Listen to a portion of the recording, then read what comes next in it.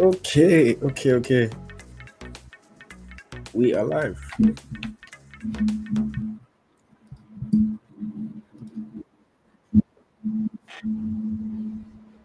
Yeah. How you doing, Smith? Yeah, I'm alright. Yeah. Yeah. So yeah, another Tuesday, another live podcast, Niger FC podcast. Before we get into the show, well, actually, let's get into the show. Actually, Yeah. good morning, good afternoon, good evening, wherever you may be watching or listening to us from. This is the Niger FC podcast. As always, I'm your host AyoT, and I have with me my reliable co-hosts. Smith Layi. Thank you guys for joining. Thank you very much for tuning in. Yeah. First things first, wishing everybody a Merry Christmas and a Happy New Year to come tomorrow. Depending on where you are, it might already be your own Christmas, I'll be your own New Year, Yeah, or ready. almost your New Year. But if you're in like New Zealand and all these other countries. But yes, thank you very much to everyone that has tuned in. Thank you to everyone that's still going to tune in. We appreciate your support throughout the year 2024. It's been incredible. We've 2024 is the year that we've made sure that we've been, fairly constant with the podcasts. Bringing you guys the episodes, lots of things that we've spoken about, lots of players we've talked about. Some things that we've said on this podcast have caused people to fight us. Some things that we've said on this podcast have caused people to love us. But at the end of the day, we're bringing this content to you guys because of you guys. If there was no audience, if there was no viewership, we wouldn't be doing this. So, Yes. wishing you guys happy holidays, happy new year to come. And once again, thank you very much for all your support throughout 2024. We have so many things that we're planning for 2025 that we're trying to achieve. On Eagles track, I'll say this now. I don't know how it's going to happen, but you guys that are watching need to make it happen. We are currently on about almost 21,000 subscribers on our Eagles Tracker YouTube channel. Which is great. In 2024 alone, we gained about 13,000 subscribers. So it's great.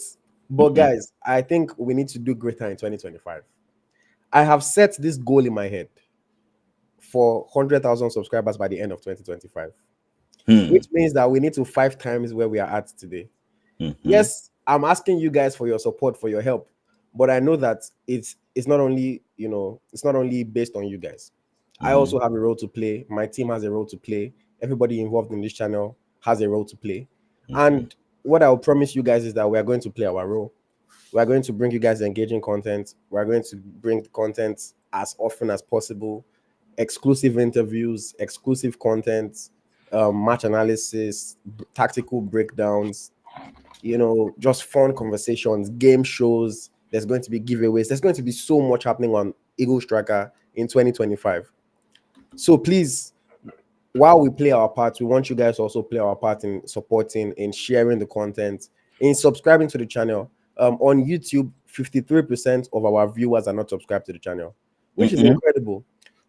So I just encourage you guys, whenever you watch our content, if you like the content, subscribe to the channel, leave a like, share with your friends. Even if you're one of those people that just come to our channel just to watch so that you can see what you can send to somebody to come and be vexing for us, fine. That's fine. Still subscribe to the channel, still like, still engage. Whether you love us or you hate us, on social media, engagement is the currency. So whether you are that's why you see that people that insult me on my page, I even reply them so that they will insult me more, because at the end of the day, see, the engagement is what matters to me. Your insults, if I don't know you, waiting your insult they do for me. So whether you love us, whether you hate us, just keep engaging with our content, keep on sharing. Somebody here is saying, help us first, do giveaway. And that's the unfortunate part. People don't appreciate everything that you do throughout the year. People don't appreciate all the money you spend throughout the year. We've done numerous giveaways with players by ourselves, but to support you, do giveaway, But then if Davido should post his account now on Twitter, is I mean, you are going to go and donate to him that has millions already. But we where they try come up, he said to support us, we must do giveaway first. Giveaway that we've done plenty already, you know. But nevertheless, I know that many people are not like that. Yeah. So let me not get distracted by that comment. But yes, thank you very much to everyone that has supported in 2024. And please, please, please keep on supporting, keep on rooting for us, keep on sharing the content, keep on engaging with us in 2025. We have so much that is planned.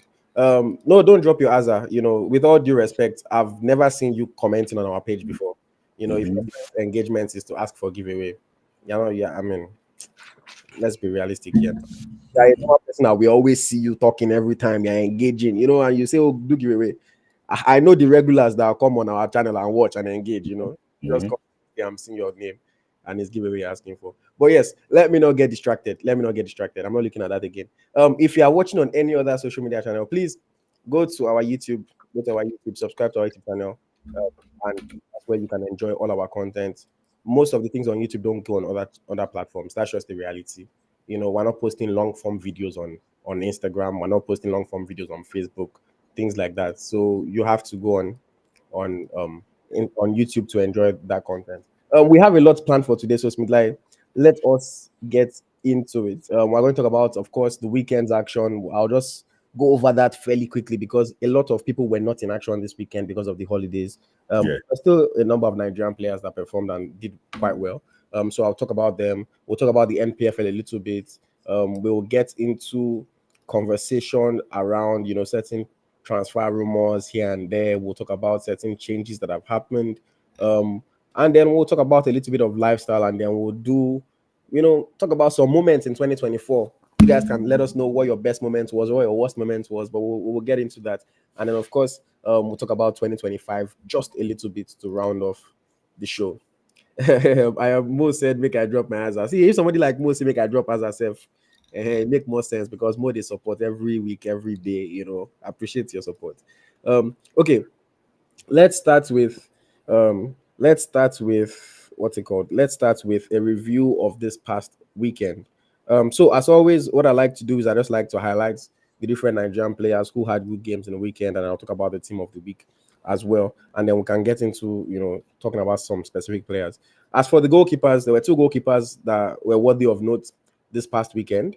Joshua Oluwayemi made 5 saves for Wellington Phoenix in their 2-1 victory. So that was a good one for him. And then Stanley Nwabali also made 5 saves for Chippa United in their, I believe, was it a draw for Chippa United or did they even lose 1-0? Let me just double check that. But Stanley Nwabali had a good game personally, making 5 saves in that one. Yes, they lost 1-0 to Kaiser Chiefs. But yeah, these were the two goalkeepers that were worthy of note. Adelaide also played, but nothing to talk about really there. For the defenders, we had Calvin Bassey in action with 3 tackles, 4 clearances, 5 goals, 1. Fulham's 2-2 draw, entertaining match against Bournemouth. Ashley Plumter with 1 assist while keeping a clean sheet for Etihad Ladies in their 4-0 victory over Eastern Flames. Stephen Eze was man of the match, kept a clean sheet, 6 clearances, 8 goals, 1 for Jamshedpur. That was a 1-0 victory for them over there in India. Joseph Olowu with 5 goals, 12 clearances for Doncaster Rovers. Joseph Olowu, that is over there in the English League 2. Not the highest level, but I'm happy that the guy has been fairly consistent. They played a 1-1 draw against Colchester. And then Oniniechi Zog with 2 tackles, 5 clearances, and 6 interceptions for Perth Glory FC in the Australia A-League Women. Unfortunately, over there, they fell to a narrow 1-0 defeat. And then Ola Aina kept a clean sheet while winning 3 tackles and 6 goals for Nottingham Forest. In the midfield, Fisayo Dele-Bashiru scored a goal. I don't know if you saw it, but it was a well-taken goal and created 2 chances for Lazio in that their 1-1 draw against Atalanta. Ebenezer Akintomiro, decent game, not too great. 1 chance created, 3 tackles, 11 goals, 1 for Sampdoria. Inamdi Ofobo with an assist, 4 clearances, and 13 goals, 1 for Swindon Town. And then the forwards, we had Sunday Emmanuel with a goal for Mohammedan Dhaka SC, that is in the Bangladesh League. We had Alex Iwobi with 3 chances created and 5 goals, 1 for Fulham, once again in their 2-2 draw versus Bournemouth. Ademola Lukman with an assist, a well-served assist to help Atalanta earn a 1-1 draw against Lazio. Samuel Chukwueze, 3 chances created. Good game for him in AC Milan's 1-1 draw against AS Roma. And then Chukwueze Ikwemesi with 2 goals and 1 chance created for OH Leuven. And then, of course, Chukwueze Ikwemesi is the Nigerian star of the week with those 2 goals for OH Leuven. So, yes, that's the roundup of Nigerian players and their performances over the weekend. Yep. Smith Layi, let us talk about a few players. The first one that I want us to talk about, I think I spoke about him on the last video that I recorded, but he continues to perform well. And looking ahead, at the end of the year, his team sits second in the English Premier League. Second, I'm talking about Ola Aina. Ola Aina, of course, has been having a fantastic season so far. Arguably the best right back. Some people might say Trent Alexander-Arnold, but I have my Nigerian bias.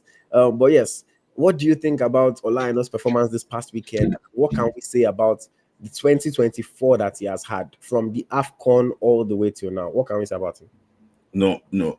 For me, I think he's probably the best year in his career. Because he did so well. You mentioned rightly during the AFCON, he was one of Nigeria's standout performers. Though unfortunately, he didn't make the AFCON team of the season of the tournament. But we all know that he actually did well. He got injured and he had one of his best games in the finals.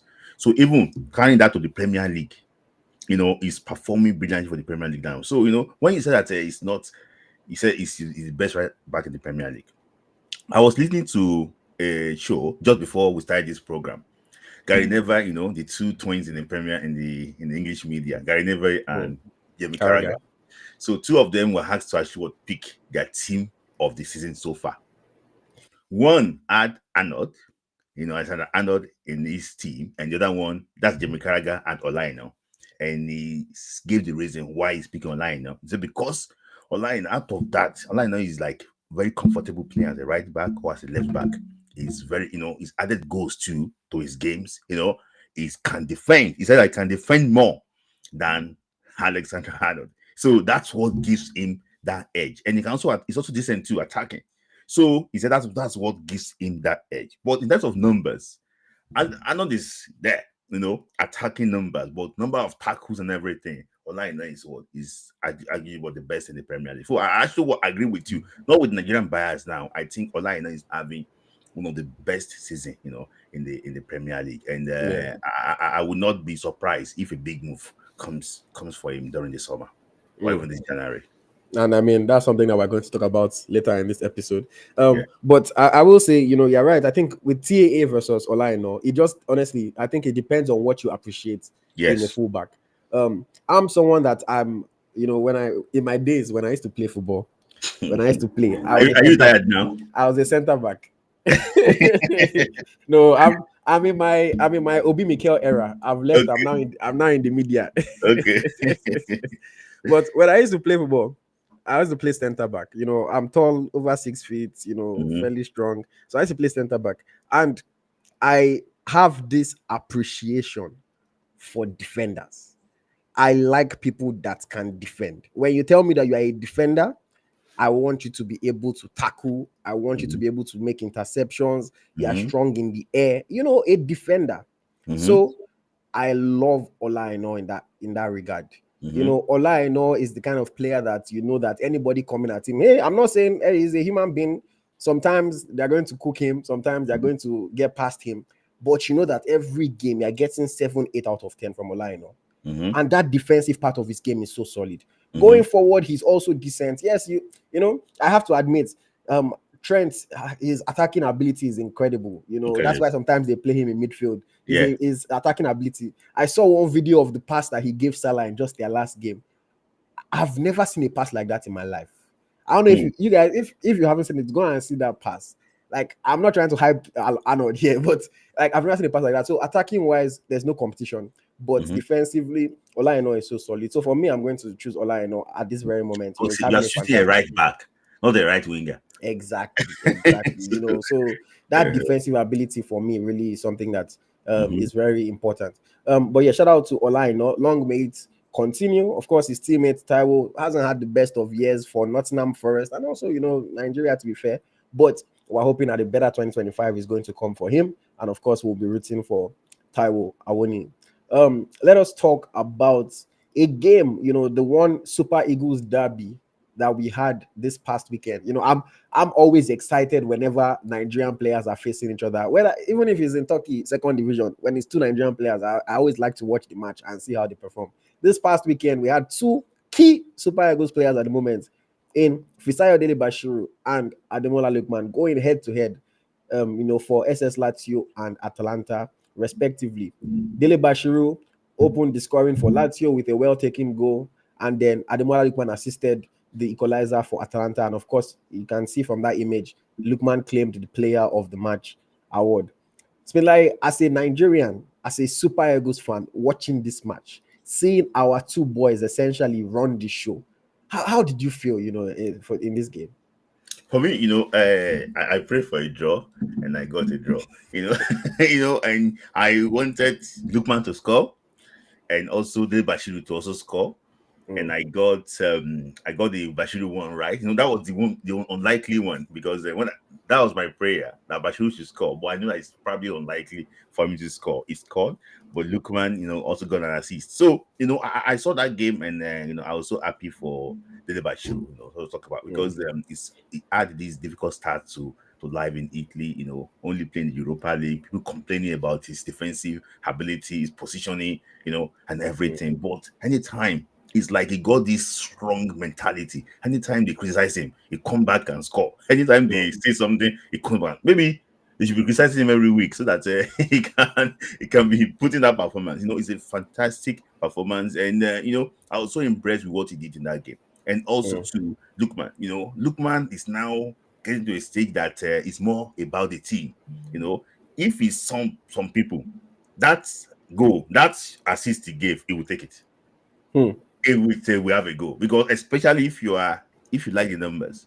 But for him now, I think he's now selfless now. It's more about the team, and I'm happy the way actually would give that assist. So I'm really impressed with the way things actually would turned out. So it didn't really help Atlanta, because they're battling for they're actually what they're jostling for the league, but still it's not a bad result because most of these teams we drop points against Lazio. Yeah. No, yeah. For me, great to see. Again, like I said, I love seeing our Nigerian players facing off against each other. When two of them are not able to contribute like that, it's an incredible one. And like you rightly said, rather, Ademola Lookman was just unselfish because he honestly could have said, you know what, I'm going to take this chance by myself. And if the goalkeeper had saved it, the game would have been different. But he's at that stage in his career, that maturity where he realizes that it's not just about me, it's about the team. If I do well for the team, everything else is going to come.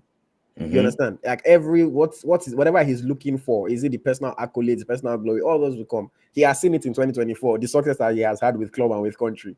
So he has that mental state that he's supposed to be in, that is quality that is right for his team. But let me ask this question, and this question is based off of this comment that I've just seen from Ideye. They say the boys who grew up in London, Aina, Iwobi, and Lookman, are maturing into their prime years. Those three have really impressed me, and that is true. Those three players right now are doing very well. Ola Aina right now is 28 years of age. I just want to double check. Alex Iwobi is also 28 years of age. And then Ademola Lookman is 27 years of age. So when we typically talk about football, we talk about players developing and hitting their peak. 27 to 30 is when we really say, okay, this player is getting into their peak. When we expect them to be at their prime.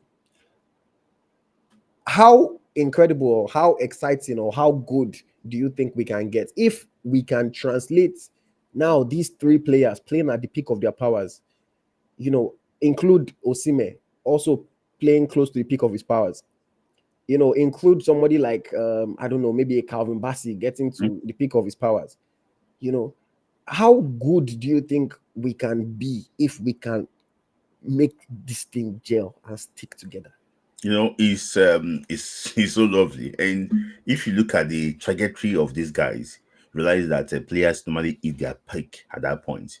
because of maybe probably the background they actually would have. And for me, I think this is now like, I think those that supported these guys to change nationality that have been vindicated now, because Mm. at the early stage of their career, don't be forget, if you remember Ola Aina, it was dropped going to the World Cup in 2018. Remember that he Yeah. was nearly crying when they took Henderson Shegile instead. If Mm. you remember that scenario. But now he didn't allow that one to set him back. Now he's Mm. one of the best. He's probably arguably the best right back now in the Premier League.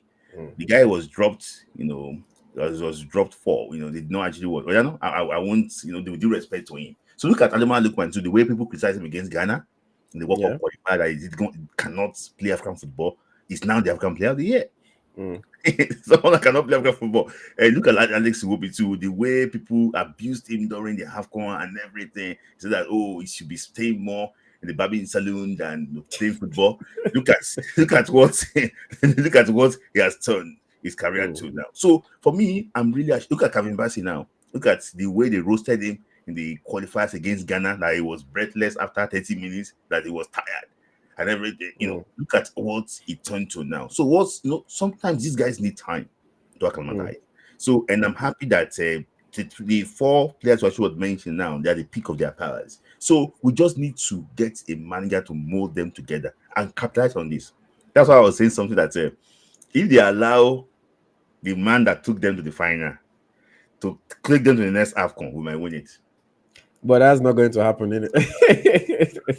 It's not Okay. good. And now let's shake table a little bit. So if we see the innate boys, as Ada referred to them, Mm-hmm, getting to the peak of their powers, mm-hmm. how come the same is not happening for the ones that were born and raised in Nigeria? I mean, Osimhen, we can say, even though I don't want to get into Osimhen talk before people start vexing again, Uh-huh. but Osimhen had one fantastic season with Napoli and then dipped. You Mm-hmm, know, the rest of the boys are not really, indeed it's mm-hmm. not hitting the heights that is not as good as he was It when he was. was younger, Mm-hmm. things like that. So what do you think is the reason for this? Is it simply just, oh, you're born abroad? What exactly can be the reason for this, Milai? It's just it could be issues about maybe most of them grew up early. I don't want to mention that they grew up early. So for example, now if they reach the peak of their power at 23, and when they're 27, they're already saying that they are tired. Maybe they grew up early. I don't know how to put that one in, but I don't want to cause any controversy here. Hmm. But I just think that has to do with going to the proper education too, because some of these guys too, they might, maybe they join academy at the age of 18, and indirectly, those Ine boys already playing for football academy at the age of 13. So, it Hmm. could be because of their background and everything. That's what I'm talking about. I don't want to go into it very deeply, but I just think that the Ine boys are giving us more joy than the one that grew up Hmm. back home in Nigeria. And I won't mind if all of our national team, they're Ine boys. some people are going to hear that and they will vex for you, say I know, no, no, I don't mind. I don't mind if all of them are indie boys. I don't mind. no, Yeah. but I think this again just speaks to the people that are always creating controversy between home based, foreign Mhm, based, home born, foreign born, all this kind of thing. See, the reality of it is that right now our development at the grassroots level is not at the stage that it needs to be at. So it makes sense that these guys are further along at an early age and they're able to stay more consistent. I don't even want to get into anything about age or things like that. mhm, Just I think their education, and growth just helps their trajectory to be able to have a steady and stable career. mhm, Versus, when you hustled, finally get out of Nigeria, mhm, and then now you're fighting to catch up to where your mates are. I've spoken, and I'm not just guessing this, I've spoken to several Nigerian players. I've done, in my time now with Eagle Striker, I've done over 100 interviews. And, many players will tell you about how when they got to Europe, they had to, for the first 1 week, they're just watching, seeing what's going on, before they can even start to really engage in training because they are so far behind.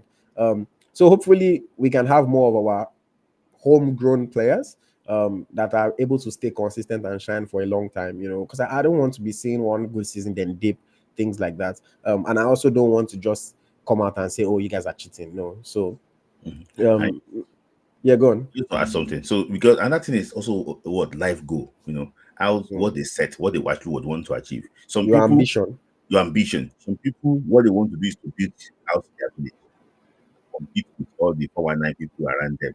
They are very accomplished. At least they can they want to date the best girls. It could be that. Some people could be like, okay, I want some personal thing for myself. For example, I spoke about a player that is looking for, maybe probably wanted to actually what, a player that wanted to what's it called? Wanted to actually what, they go for the team. So it depends on what they want to achieve. Some players are content about just traveling abroad. Another thing is this: some Mm, players compare themselves, even though players back in Nigeria that thank you for my life. Oh. At least I'm mm, playing in this club. Someone still playing in Enyimba, be playing in Rivers. Now my guy now. They don't compare themselves to those that are also their mates that are also doing well in mm, bigger clubs. So it depends on ambitions too and where the actual wants to get. I think that ambition thing is limiting some of our players. There's one player I would like just mention because I know him to have a very tremendous ability when he was playing under 17 and under 20. That was the guy that played for Watford and Udinese. Is it Isaac Success? Isaac success. Yeah. What the player that guy is. What the player the guy is. But I don't know what happened to him. I don't know how the career actually was nosedived. But for me, I think he should be reaching the peak of his power now.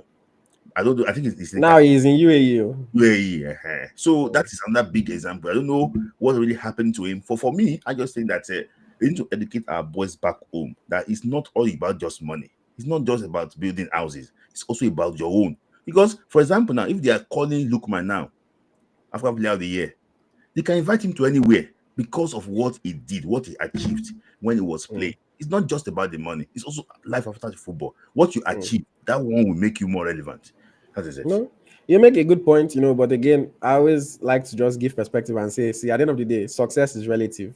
Mm-hmm. So for certain people, if you are born in a fairly privileged home, you have high ambitions. You are dreaming, oh, I want to be a millionaire, I want to be this, I want to run this company. If you grow up in a home where you're basically eating 1 meal a day, and you can reach a certain stage in your career where you're making 500K a year or Mm-hmm. 200K a year for some people, that's their own idea of success. I can't remember which Nigerian player, legend, that did was he? I don't even know if it was my interview or an interview I watched. I can't remember exactly, but he said, in his time, that his idea of success was he can go back to the village and buy 3 cars. He Hmm. has a house, success. He has 3 cars in front of his house. He has a Mm-hmm. house, success. You know, but Hmm. for some people, what's that? Hmm. It's just the beginning. Hmm.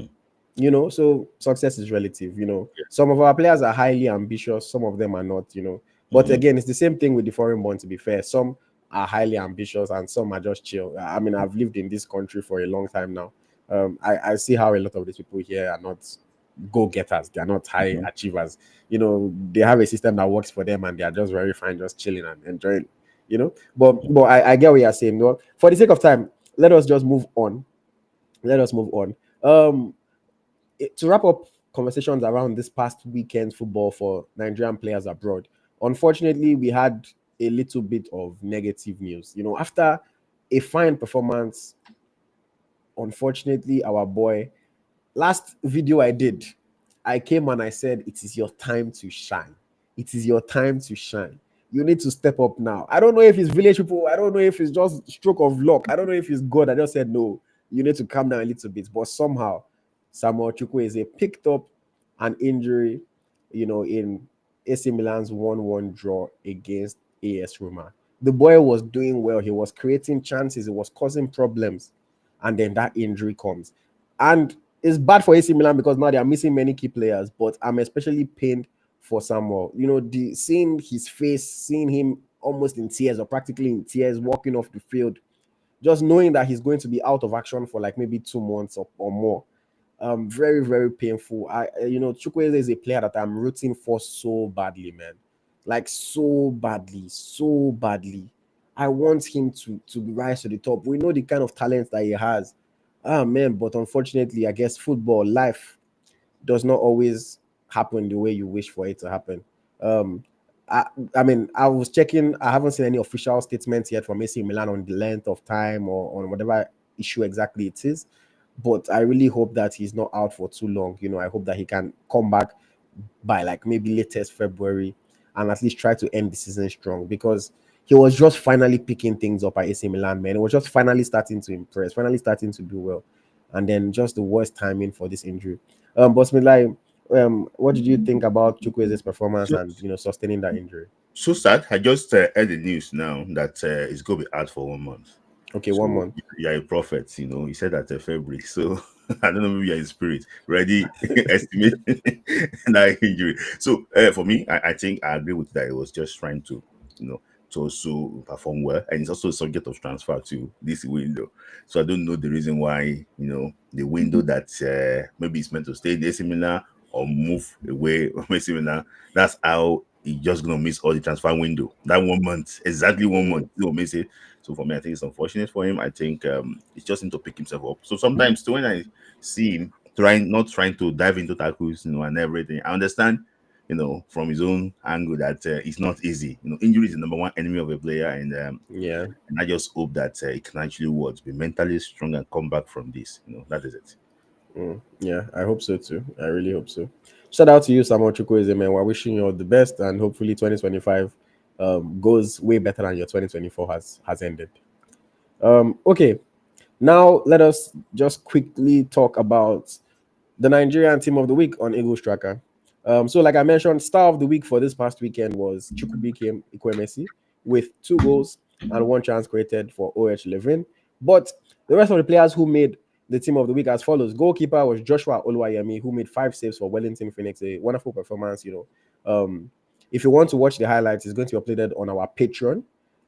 So if you've not heard, all our football highlights, those kinds of videos that are, potentially subject to copyright infringement are now going to be on Patreon. Patreon is a paid platform where you can subscribe for a monthly fee to access our exclusive content, or you can pay per video that you want to watch. I understand that it is, people are used to us posting it on Twitter or posting it and asking to go and watch. But unfortunately, if you're not aware, we lost our Twitter page because of a video that I posted on Tolu Arukudare. Um, very frustrating for that to happen because I always put the videos through copyright checkers and always try to, to navigate the system. But the video got reported, the page got deleted. Unfortunate for us, we're trying to build back up on Without any warning. without anything, just got deleted. We're trying to build back up on at ET Media NG. So if you're on X, go follow our new page at ET Media NG. But now that has just made me say yes, I'm not even going to take the chance again with any of this. I understand a lot of people enjoy the content. I understand that. But if you want to enjoy the content, now you're going to have to pay for it. If you're not willing to pay for it, it just means that you don't care enough. And I feel like it's the little you can do to support us and support our creative effort. It's not You're not paying 100,000 naira a month or anything crazy. It's a token fee. It's fee that you spend on Uber ride in a day. It's fee that you spend, enjoying yourself in a night. You'll probably spend it times 5 of that celebrating New Year's Eve. If you go to club or something like that. So if you care that much to see these highlights, to see these compilations, to see these tactical reviews on different Nigerian players on the national teams, it's going to be on our Patreon page. If you don't care, those that care would enjoy it. But yes, moving on, the left back Calvin Bassey, 3 tackles, good game for Fulham. I know he played centre back, but if you watch that game, he was always veering left. When they had possession, fits into left back in our team of the week. The centre backs are Ashley Plumter with 1 assist and a clean sheet for Etihad Ladies, and Stephen Eze, clean sheet and man of the match for Jamshedpur. And then the right back in the team of the week for this week is Ola Aina with a clean sheet for Nottingham Forest. Good performance in general. Midfield, we had Unamdi Ofobo with 1 assist for Swindon Town. We had Dele-Bashiru with a goal for Lazio. And then in attack, we had Alex Iwobi, 3 chances created for Fulham. Ademola Lukman with an assist for Atalanta. Chukwueze came 2 goals for Levin. And then Samuel Chukwueze with 3 chances created for AC Milan. So yeah, that's a quick Nigerian team of the week for December 27th to December 30th. Okay, let us move over quickly and talk about the NPFL a little bit. Another match week, we are officially at the halfway point. I know a game is currently going on, Enyimba versus Benel Insurance, but I'll just run through the results from the matches that have already concluded earlier in the weekend. Abia Warriors were 1-0 victors over Bayelsa United away game. Nigeria Tornadoes fell 0-1 to Rangers in that 1-0 victory for Rangers. El Kanemi Warriors with a 1-0 victory over Kano Pillars. Ikorodu City with a 2-1 victory over Sunshine Stars. Katsina United with a 1-0 victory over Nasarawa United. Goalless draw between Lobby Stars and Heartland of Owerri. We had Shooting Stars 1-0 victory over Kwara United. Remo Stars with a 2-1 victory over Aqua United. Rivers United and Plateau United played a 1-1 draw. And currently, Enyimba and Bendel Insurance are playing a goalless draw. This weekend, I had one bet. I had one bet that I placed. I put Enugu Rangers to win, Shooting Stars to win, and Heartland to win. Heartland are the ones that messed me up. They played 0-0. Because I just had a feeling. I said, see, Abia Warriors were away to Enugu Rangers were away to Niger Tornadoes. And Niger Tornadoes are in form. So the odds for Rangers to win was like 5 or something like that. So I said, okay, let me put Rangers to win. Lobby Stars against Heartland. Heartland have been underperforming. So something just said they're not going to lose to Lobby because Lobby are not, I don't know, I don't rate them that highly. I should have put Heartland or draw. But I went to the odds for Heartland to win was like 8. So I got excited and I put Heartland to win. And then Shooting Stars are in form against Kwara United. I said Shooting Stars will win their match and home game as well for them. It was $10 to win $1,000. Just if Heartland just mistakenly scored one goal, I don't do giveaway for you people. That thing pained me. That thing pained me because I was following the match, everything. Lobby Stars played better, to be fair, but Heartland had a few opportunities that if they are just taking 1 or 2 chances, I could have got a cool $1,000. But yeah, interesting, man. The NPFL now, we're seeing away teams winning. The games are interesting. Shout out to everybody that is involved. As far as the league table, Remo Stars are topping the league after 19 games with 36 points. Rivers United are following them closely with 34 points. Shooting Stars, 33 points. Defending champs Rangers with 31 points. And then if we jump down to the bottom of the league, we have in 17th place Plateau United with 20 points. Lobby Stars also with 20 points in 18th place. Aqua United with 19 points in 19th place. And then Nasarawa United with 19 points as well in 20th place. But yeah, Smith Layi, your thoughts on this past weekend of the NPFL, and how do you feel halfway through the season? How are you feeling about the league? Yeah. Usual suspects actually were on top. And, I was so impressed with the way Rangers went to Mina, to the Bakopota Grass Stadium, in Mina to go and beat Nigerian Tornadoes. It was, and one thing that I was not really pleased with was that Papa Daniels, that was playing for the Chan team, just a day previous. I started the next day again. Where did you do that? What about the player conditioning? So that's actually what in the low side. But for me, I was really happy with what Rangers is doing. Shout out to Shooting Stars, they are shooting on top, shooting. They are trying to compete for the league now. Raymond Stars are doing their normal business. They win despite not having 5 of their key players. They still look for a way to beat Aqua United 2-1 in the Kenya. So these are like interesting times in Nigerian Premier League. So and also too, you mentioned Lobby Stars and then Amokashi, the technical director of Lobby Stars already resigned his position. So I think he's no longer going to be part of that team. It's so I think Lobby Stars are not doing well now. For a team that performed well last season, look at how they actually was struggling so badly now. So for me, not a bad NPFL, season. And I just think that we need to improve on some areas. Also, Musa Zayad too of Academy Warriors too, after playing for Nigeria against Ghana, also started too for Academy Warriors. So I think we just need to work on those small details. Player conditioning, very important. Well, this league I've been very impressed, like you said earlier, and I wish the guys the best of luck. For me, I'm rooting for Remo to win the league. And what you said about player conditioning is so true because we already know that we don't have the best recovery in Nigeria. The maximum recovery we player they do now massage, then they'll go and enter drum that they've poured ice inside the drum because they'll be proper. You just give them drum like 3 people enter one drum and they'll be doing ice bath. So we know that our recovery is not the best already. And then for a player to play for the Chan Eagles, and you cannot even just give him the courtesy of saying, sit on the bench to recover less than 24 hours.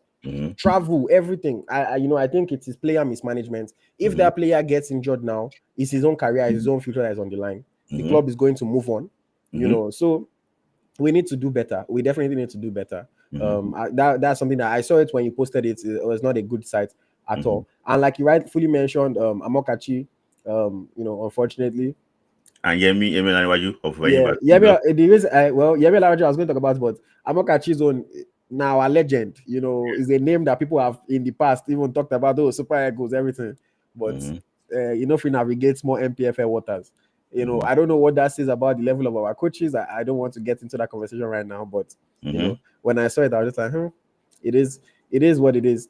His counterpart in that game is not doing that much better anyway, but he is still on the job. But yes, Stanley Eguma has replaced Yemi Olanrewaju as the head coach of Enyimba.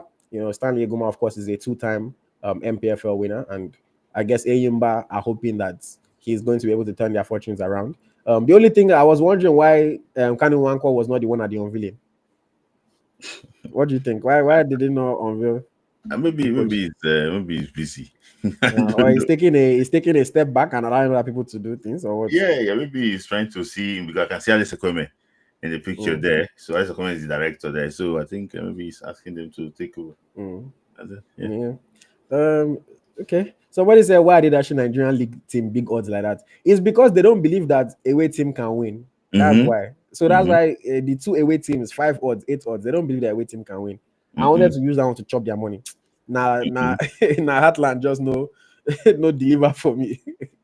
but yeah. Okay. And then in NPFL news, just to wrap up on NPFL, our own former Super Eagles player, should I call him a Super Eagles legend? I don't know if that's okay. This is now shaking his head, but yes, former Super Eagles player Brown Ideye has joined the People's Elephant, Enyimba, for the rest of the season. On the bench in their game against Bendel Insurance, it hasn't featured yet.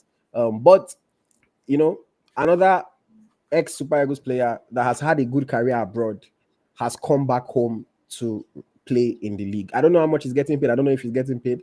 But this made me happy. I think players like this, players like Odion, not Odion, players like Ahmed Musa, they are giving credibility to our league. They are showing that, see, if you come back to play in Nigeria after your successful career in Europe, it's not necessarily a bad thing. The league can still offer something to you. If anything, the league can still offer you a place to play football, a locker room to enjoy with the boys. Because a lot of players, that's what they miss the most when they retire. That camaraderie, that going to training every day, seeing all the boys, training, laughing, everything. Also, it can help you to stay fit. By the time you're 35, 36, your body doesn't recover the same way your body is recovered when you're 25. Your body doesn't build the same way it used to build. So having this regular regime, it helps you. So I was happy when I saw it. I want to see how many games he gets to play for Nigeria, rather for Enyimba. I want to see how many goals he can score in the remaining 19 matches. I don't know if he's going to play away games. Let's see if he's traveling. I mean, Ahmed Musa has been playing away games, so Ideye too can play away game now. But yes, I was happy to see that. The only criticism that I have, who is Enyimba's photographer and editor? Because the images that they posted, even the same images of the Eguma's signing as the new coach, the person is editing the picture like they said they must. Every inch of their skin must be so smooth that they are starting to look like caricature. Enyimba, the picture is clear, but man, your editor is over editing. I beg, it's okay. Like, no human being needs to look like this. It's not even now a clean editing job, because you can still see some white marks. Look at the right hand side of Eguma, beside his elbow. You can still see the white streak where he tried to clean it up and cut certain things out. It's almost looking photoshopped, as if you just place them on that background. So the editor needs to chill a little bit, but at least they're taking clean pictures. I'm happy about that.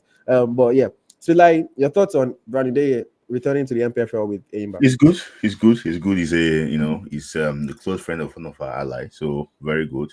He's been discussing this move for a very long time, but I think it's good for him to come back to the league to promote the league. It's not like the bigger name compared to Ahmed Musa.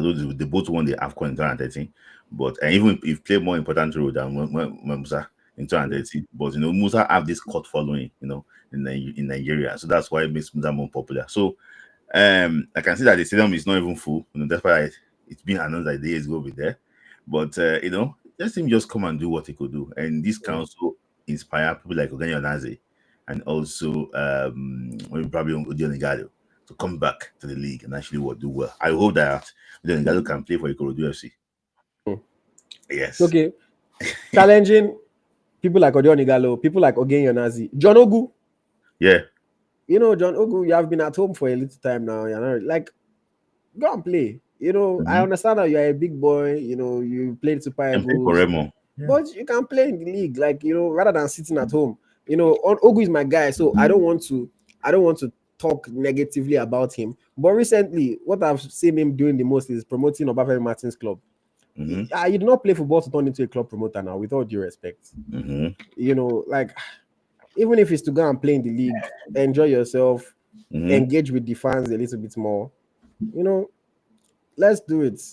More of our legends, more of our players. You are still fit, you are still able. Even if now 1 million per month, then they pay you, at least you go use that one chop dinner. Yeah.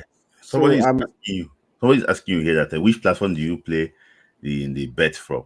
I'm not giving free promo to any betting company. I'm not giving free promo to any betting company. Let them come and sponsor. Yeah, if they sponsor, then they can do promo. But yeah, okay. So yeah, challenging all the other players, man, especially the ones that are sitting at home right now. Go and play, man. You're still strong. You're still fit. Go and play. Even if the money is negligible to you, at least be like Musa and just do it to grow the league and to enjoy yourself and to stay fit.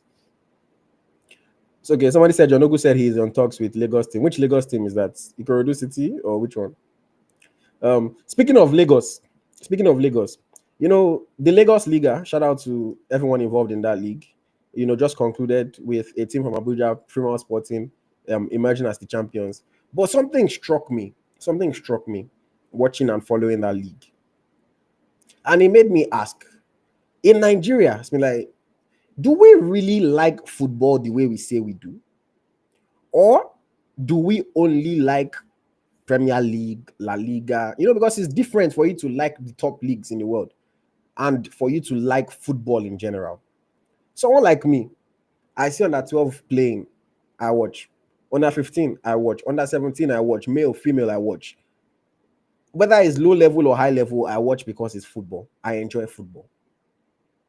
But then the Lagos Liga had so much noise across social media, lots of people playing, popular people on social media getting involved, celebrities owning teams in the league.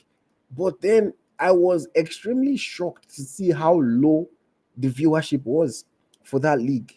On any given match day, while I'm streaming the league, maybe 500 people watching, less than 1,000 people watching. The final, yes, a lot of people tuned in for the final. But in the regular league games, 500 people watching. Some days, 100 people, 150 people watching. This is obviously not including those in the stadium, just those that are watching online. And I was like, do Nigerians really, really like football like we say we do? What do you think? I don't think we like football that's the way we do, because if you go to North African team, if you go to Tanzania, you will know that football is a religion in those countries. But I don't think we like football the way we do. I just think that we only like this Arsenal, Chelsea crazy. For me, I don't think we really like football. I just think that we like it like a group. Like, I don't know. I would like what. I just think that we don't really like football the way we provide we like football. Because for me, if you are on a Premier League weekend in UK, you will know exactly that this is a football country. But you will not, if England is playing, you know it's a football country. When Nigeria will be playing, if Nigeria is playing, it's not full. Things like that. So I don't think we like football the way we think we like football. That's my opinion. Very incredible. Okay, let's move on. Let us move on. We had a battle, a Jollof Derby battle between the Chan Eagles of Nigeria and the Black Galaxies of Ghana. Of course, in that game, Nigeria thankfully ran out 3-1 victors in the second leg after playing a goalless first leg in that game with goals from Sadiq Bendis, Smith Layi, your favorite Nigerian home-based player. Nduka Jr. also scored a goal, and then Isaac Xavier wrapped up the scoring. We have qualified for CHAN for the first time, I believe, in 6 years. Mm-hmm. So, Smith Layi, what did you think of this? This result, the performance. Are you proud of the boys being able to qualify? Yeah.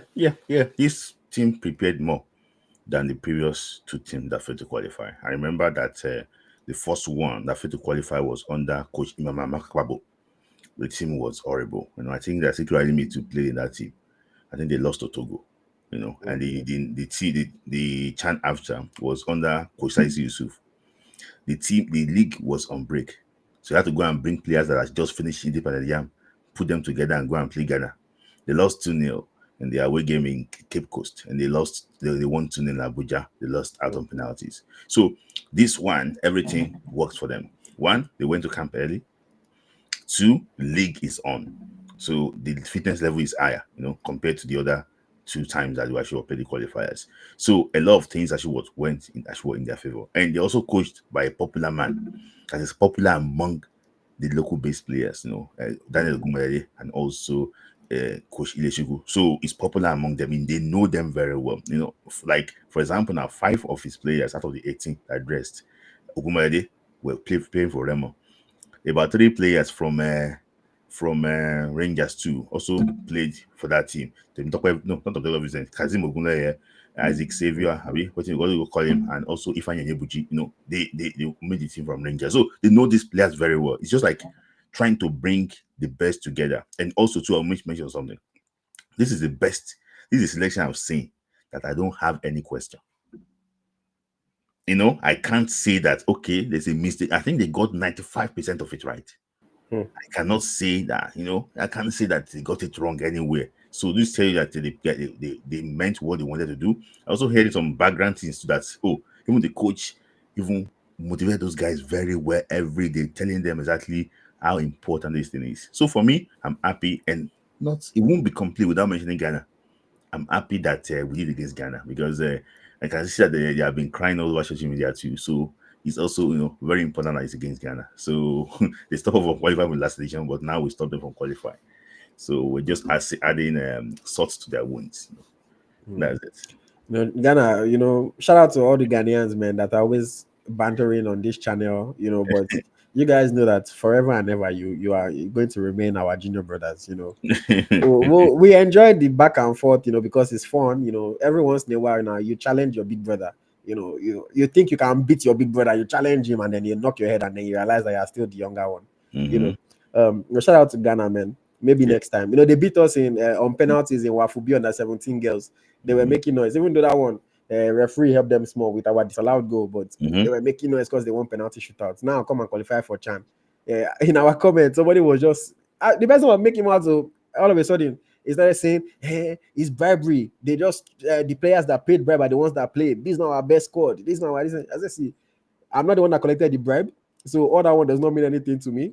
Whether it's your best squad or it's your worst squad, when I look online, waiting I see be say Nigeria beats Ghana. They did not say Nigeria beats Ghana bribe collector. I be bribe paying players. It's Nigeria beat Ghana. So that would no matter to me. But shout out to Coach Ijabo, shout out to Fidelis Ilechukwu, and hopefully they're able to perform well when the tournament rolls on in the 2025. Yeah.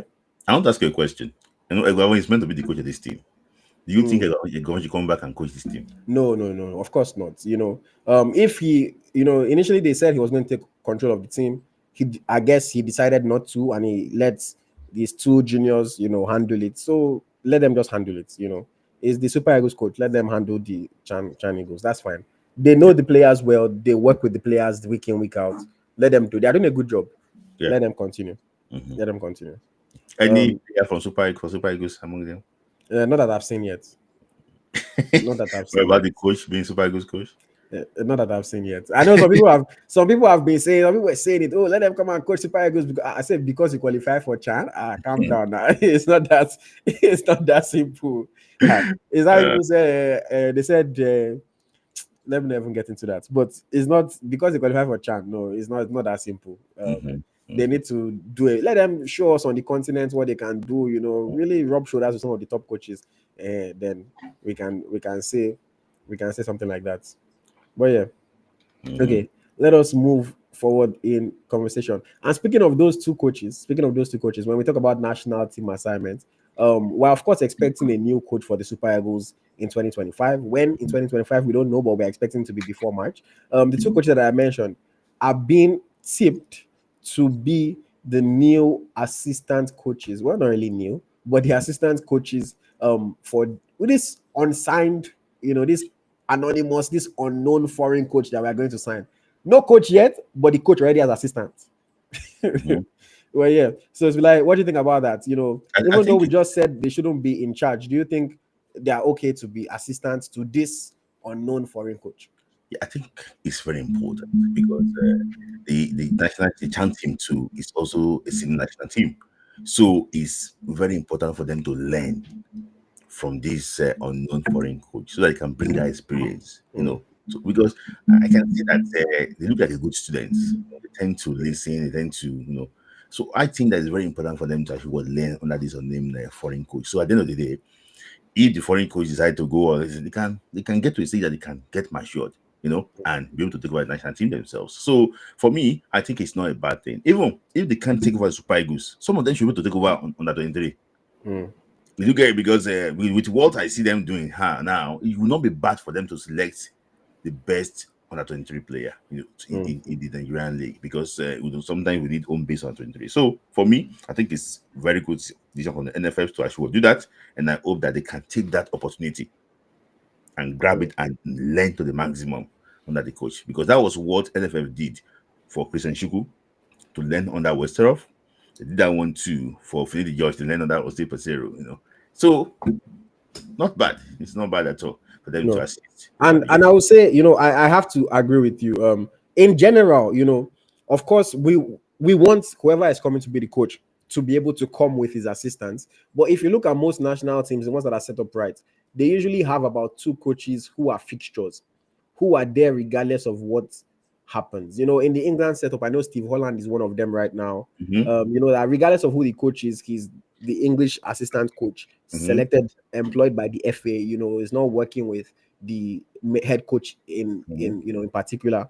So I think it's a good thing as long as they still allow whoever the new foreign coach is to bring at least one or two of his trusted allies, people that he Mm-hmm. has worked with from time, that understand his style of play, Yeah. understand his demands. Then we can have Ogumodede and Ilichuku learning and growing, in that team as well. They need to be involved. They need to have responsibility in the team, but still allow whoever that coach is to bring the people that he knows, that he has worked with for years, so that we're not now using the first 3 months for them to learn each other, for them to understand what the coach wants, because we don't even Yeah. have that kind of time. It'll be too risky. But I definitely agree that it's a good thing that they are part of the setup. Hopefully they can keep on getting better, and if they do get better, it's going to only benefit Nigeria more in Yeah. the future. The future. But yeah, so shout out to them for that one. Shout out to them for that one. Okay, let us move on now. We want to talk about some transfer news very quickly. But before we get into it, I want to just make a call to you guys. Please, please, please, if you are watching on Instagram, the video is going to end on Instagram very because we've hit the 1 hour mark, and Instagram is going to cut it off. Switch over to YouTube now at Eagles Tracker NG on YouTube. Switch over to YouTube if you're watching on Instagram. And whatever platform you are on, please make sure you share the video, guys. Share the live. Let's get more people tuned in. Let's get more people supporting. If you haven't liked the video on YouTube, please, please, please like the video. It costs you absolutely nothing. It takes a second of your time. Please just like the video. It helps to grow the live viewership. It helps to grow the channel. It helps to send a signal that we're doing something good. So please just take this minutes, guys, like the video, share, and if you're watching on Instagram, please, now is your time to switch over to YouTube because the live is going to end in just a minute on Instagram. But yes, thank you very much. Like, share, and of course, if you're watching and you're not subscribed to the YouTube channel, subscribe. Come on, I already said it's 100K by the end of 2025. We cannot achieve it if you don't subscribe. If you keep on watching and you don't subscribe, it's not going to happen. So Mm-hmm. please subscribe to the YouTube channel. Okay, to be like transfers. I know that January window is opening up, and a lot of rumors are going to be flying in the air. There are a lot of players that need moves. We can't talk about everybody right now, but I want us to talk about two players in particular. One player doing extremely well, one player doing, I don't want to say extremely poorly, but not extremely well. The first player that I want to talk about is Ola Aina. We already spoke about him earlier about the 2024 that he has had, performances that he has put in for both the Super Eagles and Nottingham Forest. Looking ahead to the January transfer window, struggling Man City, and I say this with joy in my heart. Struggling Man City. You know, are reportedly interested in signing Ola, Mm-hmm. former Chelsea player, of course. You Mm-hmm. know, how do you feel about this? Do you think this is a move that, should he be jumping at this move right now to go and play for Man City, even though his team is second? Or do you think, nah, stick with Forest, see what you can achieve, and after we can reassess? What do you think? For me, I think it's a very good move. No matter how you see Forest is second on the Premier League table now. Man City is Man City is still a big team, fantastic team. And for me, I think they're going to challenge for the league anytime, any day. So for me, moving from Forest to Man City is actually what a very good move. And I think that one we will improve more to play under Pep Guardiola. So for me, I think it's a very, very good move. And I've been hearing that he's the best Premier League right back, for the past 3 months now. Well, what do you want to say about him? So it can help Man City as a right back, it can help Man City as a left back. So for me, I think I think it's a fantastic move for him. I think, and that's the only realistic move I see, because it's going to be in the same country. It's going to be in the same league. It's not as if it's changing the league. So for me, I think it's a very good move for him. Hmm. Okay, I have to agree. It's a very good move. I love what Nottingham Forest are doing right now. Mm-hmm. Can they sustain it? Being, I want to say no, that they will drop off. Mm-hmm. But we saw Leicester City in 2015. So Yeah. anything is possible. But you just want to imagine that Forest will probably drop, and maybe they're having a good year, so maybe they will finish like around sixth or around seventh. That's what I'm thinking. Even though they might shock me. I know. Like after that 2 games ago or so, I chatted briefly with Taiwo Awoni, and I was like, "Oh my, we're on fire!" They're all excited. But I just have this feeling that they might just drop to like sixth or seventh. Now, Man City too might finish sixth or seventh, to be fair, with the way things are going. But like Smith Layi said, Man City is still a team with pedigree. A team that just won Champions League how many years ago? Team that still has quality players. Team that still has arguably the best coach in the world, or maybe one of the best coaches in the world. So you want to believe that even if they endure this one bad season, they are going to be able to get things back in order. They are going to be able to get their house, back in order. Things are going to be running again, and the the chance of playing for a title contending team, for a Champions League contending team under a coach like Pep Guardiola, I think it is very, very shiny, and it's going to be hard for anybody to reject. Plus, a move to Man City will come with a nice upgrade in his bank account as well. Mm-hmm. So it's going to be a very, very hard move for him to turn down, especially at this age that he's at. This is Mm-hmm. his time to get a big move. He's not, you don't really expect the You big don't. move to come at 30. So now Yeah. is the chance. So as much as I want to see Forest do well, and I want Ola Aina to be part of that team, uh, if I were his agent, man, Mm-hmm. I'll advise him, that guy. Man Let's City. take let's take this move, man. Let's take this move. But I want to ask you a question about Nottingham Forest. Hmm. So I want you to predict now. Where do you think they will finish? And is there any way back for Emmanuel Dennis Bonaventure? I mean, where do I think they'll finish? I just said it. I think they will finish around sixth or seventh. Seven. Okay. Okay. I thought it's Yeah. just about you think. Okay. She's a No, seventh. no, no. Sixth or seventh is where I think they'll finish, honestly. Any way Um, back for Emmanuel Dennis there's Bonaventure? no way back. There's no way back. Rumors are saying that they're already offering him to Arab clubs, just trying to get him off the wage book. Mm-hmm. Apparently, Forest tried to mutually terminate his contract in the summer.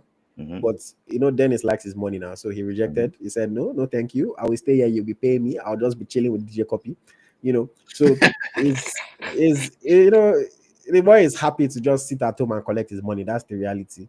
Well, is he training? He's training? I mean, I don't know. I've not seen anything about him. The club doesn't post him. He doesn't post himself. So I don't know if he's training. I hope he is staying fit. At least that's the least you can do. But maybe he should just go to Saudi, man, or he should just go to UAE, go and collect his money, enjoy Mm. himself. I don't think, it's not over until it's over. I don't want to write anybody off, Mm-hmm. but the guy, doesn't give me the vibes of somebody that has a lot of ambition. Do you think it's purely footballing reasons or there's something? I mean, I don't know. I don't know. Mm. We hear so many rumors about Dennis, you don't know what to believe. Mm. So I just think he should just find somewhere that he can play ball, man. Even if he's Saudi, go and play there, collect money. Look at Onyekuru. Onyekuru is not even playing in Saudi, he's collecting money. So just, I mean, he's injured, so it's not like he's just chilling, but still, just go to Saudi, enjoy yourself, under the radar. Even if you are playing badly, nobody's really going to talk about you like that. Mm-hmm. So yeah, just go and play football somewhere. Mm. Okay, and second player that I wanted us to talk about, season not so good. Obviously, he has to move in January because his club has said we are not in our plans. The boy has not played a single match since like November or even maybe earlier than that. A player that had a lot of buzz around him, I'm talking about Gift Orban. I chose this picture because I feel like this picture perfectly shows, the current situation. Just standing by himself, just watching on as everything is happening around him, not quite sure what is coming next for him. But we are hearing that fellow French Ligue 1 side, RC Lens, Mm-hmm. are interested in taking him. Mm-hmm. Apparently, they made an initial offer, but as less than the asking price of Mm-hmm. Olympic Lyon. Lyon signed him for 14 million euro. Mm-hmm. So they want to at least Mm-hmm. recoup that money, Mm-hmm. even though he's on a contract with them, I think until 2028. Mm-hmm. But they're like, they want to at least recoup the amount they paid for him. So what do you think? Not playing for Lyon, should Gift Orban be jumping to join RC Lens, or do you think he should even be leaving France altogether? What do you I think? think I think for him to leave France altogether, I don't think that country suits him. I don't think that league suits him. I think Mm. if you go to the Bundesliga, no one can see what serves him right. For me, I just think that a lot of people have complained about characters of players. I don't think Youth Urban, he needs some coaching in some areas. Not on the pitch. I think probably off the pitch. For me, there have been issues about him, commenting on like posts, issue about him giving all these like uninformed comments sometimes. So for me, I just think that he needs that. If he Mm. plays for Leon Lens, and he plays against Leon, they will boo him. He just Yes. he doesn't need that one to achieve what affects his mental health. I think he needs a move out of France, and I think that German side of him might probably be a very good move for him. He's gonna be chilling with Kevin Apoguma. Mm. I don't know. Maybe Akugba is not a model because I can see the pictures Yeah, he's been it's posting. just a fine boy. So for me, a move out of France, we're doing well. Mm, Yeah. okay, they move out of France. For me, I don't even know what to say. Honestly, I don't even know what to say. When he joined Lyon, I was happy for him. But if you guys remember my comments that I used to make about Gift Orban when he was in Belgium, then a lot of people used to disagree with me. It's been like I always used to say that thing that he was a very, very raw player, and I was watching him very closely. And I used to use a phrase that for every one good thing that he does, he would do about two or three things that you're like, huh? Is this guy okay? But he was doing it in Belgium where he can afford to waste certain opportunities, do certain silly things, and then when he scores one banger, everybody moves on. He doesn't have that same luxury in France. In France, for a team like Lyon, the stakes are a lot higher. The stakes are a lot higher. Um, I really do hope that he just lives permanently and finds his bearing somewhere. I also think that he should leave. In fact, I don't think he should go to the Bundesliga. With all due respect to him, I think he should go to Belgium. I think he should go to a lower league. I think he needs to develop more as a football player. I honestly think so. If he goes to Germany with high expectations, I think he can still struggle. If he goes to a mid-table to low-table team in Germany, I think he will still struggle because of the quality of his team is low in general. So for me, I think he should go back to like a Belgium. He left too early in his development, in my opinion. Shout out to his agent, Atta. I'm not going to cast any, I'm not going to make any speculation and say they were chasing money, but I don't think it's a good thing now that Atta has had two young strikers, one in Gift Orban and another one in David Atro Fofana. Fofana is not Nigerian, but he's African. Fofana jumped for no reason to join Chelsea. Now we see how we're struggling now. I know Chelsea, you can look up his salary. Chelsea paid him a big bag, but that big bag, is it worth his career? Gift Orban jumped too early, in my opinion, to join Lyon. Obviously, they paid him a bigger bag than what he was getting in Belgium. But now, is it worth? I mean, we see how once Orban joined Lyon, his Instagram post changed. You can see him now more flashy, more everything, looking cleaner. But is it worth not having any playing time? Is it worth people thinking that you are terrible player all of a sudden? Things like that. So I don't know if it was that they were jumping at money or if it was just a strategic decision that did not go right for them. But I think that they need to be very, Atta needs to be very careful with this boy and his next move. Don't just put him in another place because it's a big league and he's going to get paid well. Yeah, I know he might not want to take a pay cut, but it might be what he needs to do for his career. I'm really rooting for him. I really hope that things can work out in his favor. But right now, is looking very bleak. It's looking very bleak. Well, yeah, hopefully things can switch up, and he can have a better 2025 than he has had 2024. Okay, that's that on transfer news. In lifestyle news, just one very quickly. One thing that made me happy. I don't have an image of it here. I wish I did. But who work hard must enjoy their money. If you work hard, you are allowed to play hard. And our star boy, Victor Osimhen, purchased a new Lamborghini Urus, some bright green Lamborghini. Everybody has been posing picture with it. Boniface don't take picture with him. So for don't take picture with him. We've seen Obafemi Martins blessing the car, praying for him. Onazi don't take picture. Ogu don't take. Everybody is as the new. Alos yourself take picture beside the car just yesterday. Everybody is taking picture with Osimhen's Lamborghini.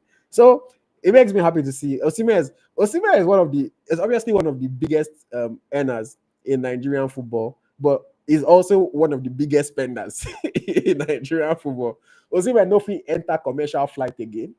Osimhen, you see all his drip, everything. But when I saw that car, it made me smile, because like I said, if you work hard for your money, man, you're supposed to enjoy it, So I always like to see Nigerian players' lifestyle a little bit more. Show us what you're doing off the field. And Osimhen does a good job of showing us the lifestyle. But yeah, shout out to Osimhen, man. Clean vehicle. Myself won't buy my own soon. So subscribe, guys. Subscribe. Let me have enough subscribers so that I can have enough money and I can buy my. If I buy a Lamborghini, I'm gonna no go day happy for me. Eh? And then I will use out of the money to bless you people too. But yeah, please subscribe, like the video, share so that Smith Layi and I can buy our Lamborghinis next year. But yeah, shout out to Osimhen. Okay, today is New Year's Eve, at least for me and for Smith. So it means that 2024 is coming to an end. 2024 was a year that was filled with ups and downs for Nigerian football. Let's talk about some moments that happened, and then we can choose our best moments and our worst moments in 2024. Of course, the year kicked off with the AFCON in January. Nigeria all the way to the final of the tournament before falling to a defeat against the host nation, Ivory Coast. Who are the dramatic tournament? Smith, like very quickly, how would you rate the AFCON on a scale of 1 to 10? How would you rate that AFCON? In terms of Nigerian performance or in terms Yes, of in terms of Nigeria, just in terms of Nigeria and how you are looking at the year. 9.7 over 10. 9.7 over 10. Okay, so that was a high moment for Nigerian football. Yes. Of course, our first final since 2013 when we won it. Even though a lot of Nigerian players then turned on the coach. Oh, he's playing negative football. He's doing all this. He's doing all that. We got to the final, so that was an incredible one. I'll probably say like 9.5, or 9, just because I'm a bit harsher. But yes, followed by the AFCON, we had the whole Jose Peseiro contract situation, wanting to stay with the team, but then the NFF asking him to take a pay cut, etc.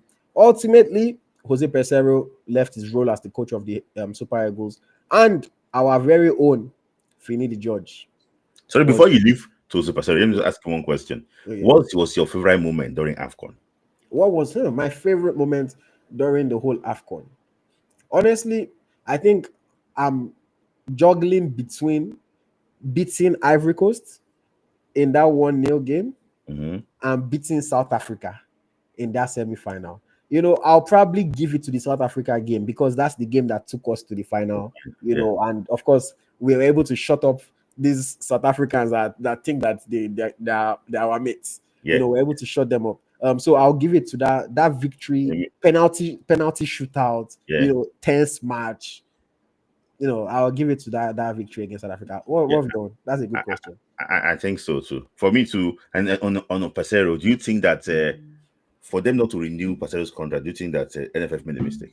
Oh yes, they absolutely did. They made a mistake. They made a mistake. They should have kept that man. Yeah, Continuity, the man was doing a good job, yeah, had taken us to where we haven't got to in 10 yeah, plus years. yes. They absolutely should have kept him. They should have, obviously don't bow to crazy demands, but his demands were not crazy. Mm-hmm. His demands were not crazy. They were very reasonable. The matter you will not pay him. So When they made a mistake not keeping him. Look at how things have been spiraling since then. They made a mistake. Um, And one of the mistakes that they made was, with all due respect, the appointment of Finidi George. I mean, Finidi George, Super Eagles legend, was doing very well, won the league, ish, the year before. And people said, oh, give him the job. Wow, we must support our local coaches, etc. That was probably one of the low moments of Nigerian football in 2024. Shout out to Finidi, man. He's doing his thing in the NPFL, but he just was not the man for Nigeria. From his lack of experience to his lack of ideas to his lack of tactics to his bad man management, Mm-hmm. everything just worked against us. And Mm-hmm. speaking of bad man management, one of the most incredible moments, the funniest, the most controversial moments of Nigerian football in 2024. It burst both between Finidi George and our very own star boy, Victor Osimhen.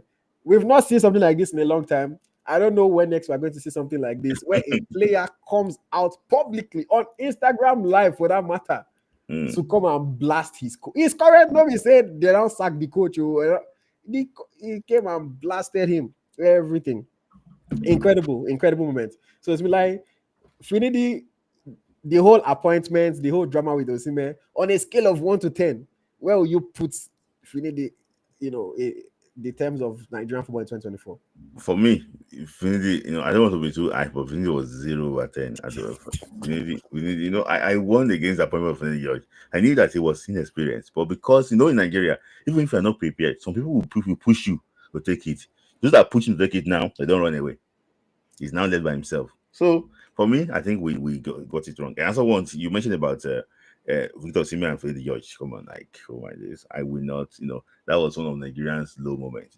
I will not lie to you. I've never seen that in my life. That in fact, Fabrizio was even tweeting after that he's really upset that that was a low, and he went. In fact, I remember that we discussed it up to a month. It Hmm. was back and forth, back and forth, back and forth. Who wrote it on Score Nigeria? Who did this? Who did that? Some people against him, some people for him. I remember that very dark man also came out, to it was just for me. I think it was a show of shame. I'll put it that way. It was a show of shame. I'll give Finidi 1 out of 10. Mm-hmm. You know where that one comes from? Mm-hmm. At least he Yeah, won one friendly match. yeah.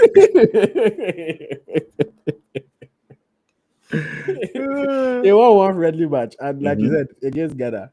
Mm-hmm. You at least give us joy. Say we beat Ghana small. I give you 1/10. But everything after that was a mess, embarrassing, disappointing. Unfortunately, it's Nigerian football, so we brush over these things. But it was an absolute mess. And Mm-hmm. coach, where they ask, we talk say, oh, formation no matter. See, Mm-hmm. yeah, no, it was a big mess. It was a big mistake. I'm Mm-hmm. all for supporting home based, though. I'm all for supporting local products.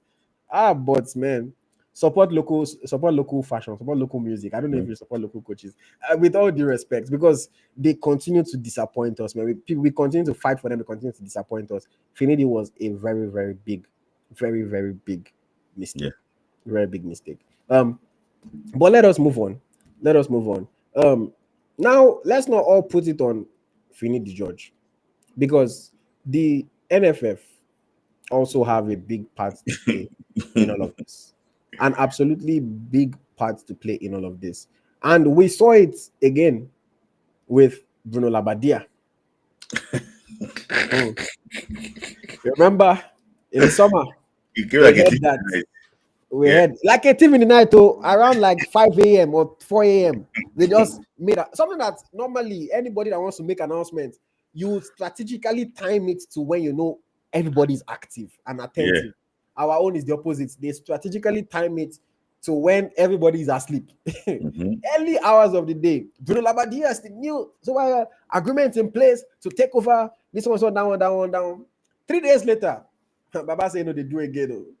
They were hearing story. They say, oh, that the tax authorities in Germany have conspired to not to allow him. I say, what kind of load of crap is this? We spoke about it on the show. Very, very embarrassing, disappointing, show of shame from the NFF. But again, like I said, it's Nigeria, so we just brush over Mm-hmm. these things. We just brush over it. But that was a key moment in our football in 2024. An embarrassing moment, but still a key one. So like on a scale of 1 to 10, how do you rate the, you know, own goal scored by the NFF when they came to Bruno Labbadia? For me, that one will be negative. Will be negative because it was a pure own goal. I told you immediately we discussed the issue that it's not an appointment. You were a prophet in that. Like you said, until you see the coach like Until holding you jersey, say I said that it's not an appointment, and people called me a prophet prophet of of doom, doom. because of what I said. But for me, I know the NFL very well. They will not. So for me, it's a -3 out of 10. Hmm. -3 out of 10. So now Mhm. they're not the old score. It's I mean, -3 out I, of I 10. I won't go as far as giving it negative, even though it's a negative. But for the sake, I'll just say zero, absolute zero. Yeah, Waste of everybody's time, yeah, embarrassing moments, shows the incompetence of the NFF, of the mhm, administration. No matter how they yeah, try to gloss over it, no matter how they try to push blame to tax authority or to somebody else, it was on them, man. They should have figured everything out. They should have made sure everything was sorted out before they made an announcement. Who mhm, makes an announcement when you've not signed a contract yet? Who makes an mhm. announcement when things have not been sorted out yet? Complete show of shame, embarrassing. A very low moment for 2024 in terms of our football. And hopefully that doesn't happen again in 2025 when when they want to announce the new coach. Let them know that they've signed contract to everything is in place Yes, before they sign the new coach. But yes, in the same summer of 2024, the Paris 2024 Olympic Games were held, and for the first time in, was it 16 years? yeah.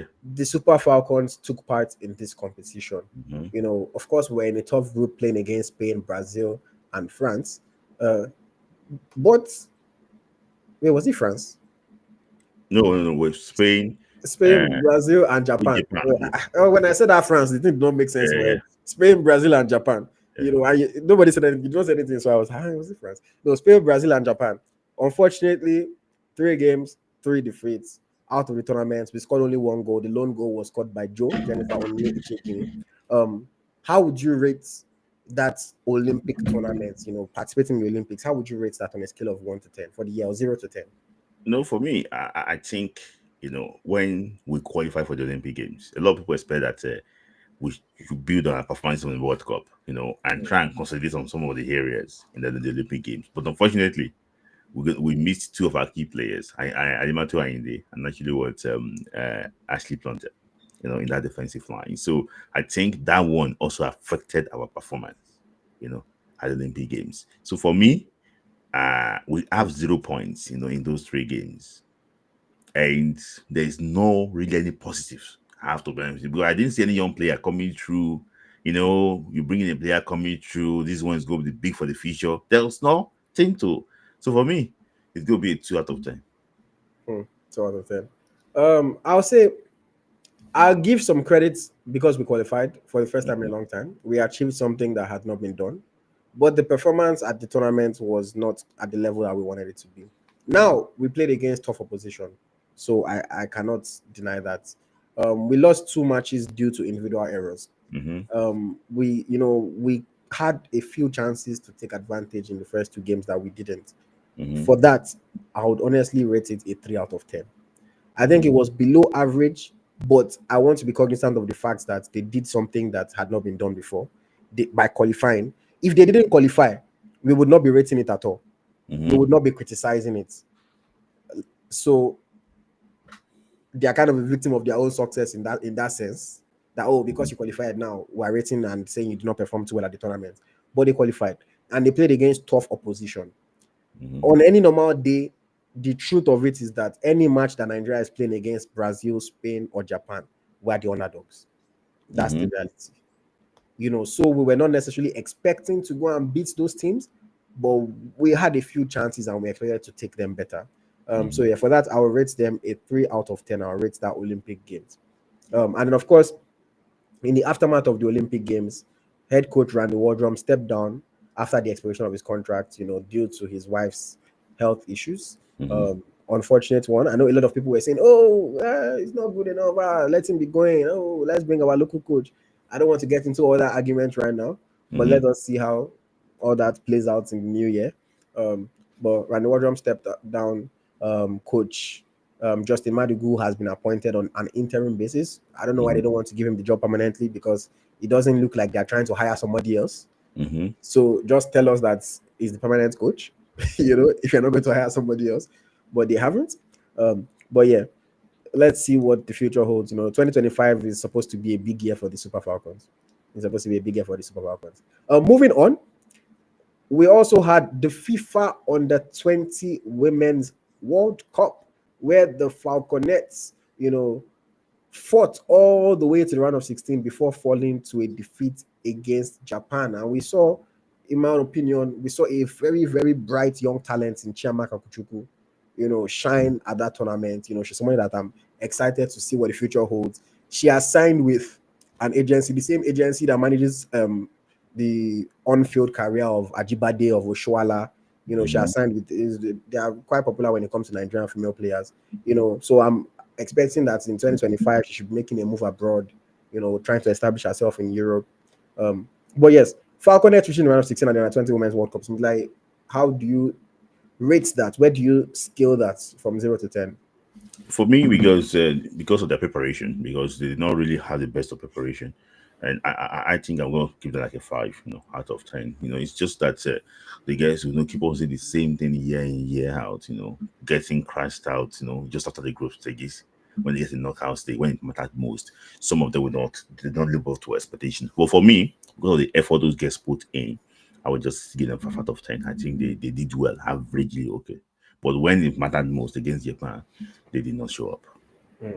And I think for me, this one, I'm going to agree with you exactly. I think you made good points. I'm also going to give them a 5 out of 10. Average performance, if they had beaten Japan and at least reached the quarterfinal, we can up the score to like 6.5 or something. But you clear the group stage and you lose at the first knockout round. Just like the last edition too. Yeah, it's not so exciting. At the group stage, it's the bare minimum that we expect that you leave the group. So I think 5 is the first score. Hopefully they can do better in 2026. There's no Under-20 in 2020, 2025. Yeah. But yeah. 26 and 26. Yeah, 2026 for the Under-20. But also later in the year we had Under-17 Women's World Cup. This one, the Flamingos, of course, in action, falling to a quarter-final defeat against the USA.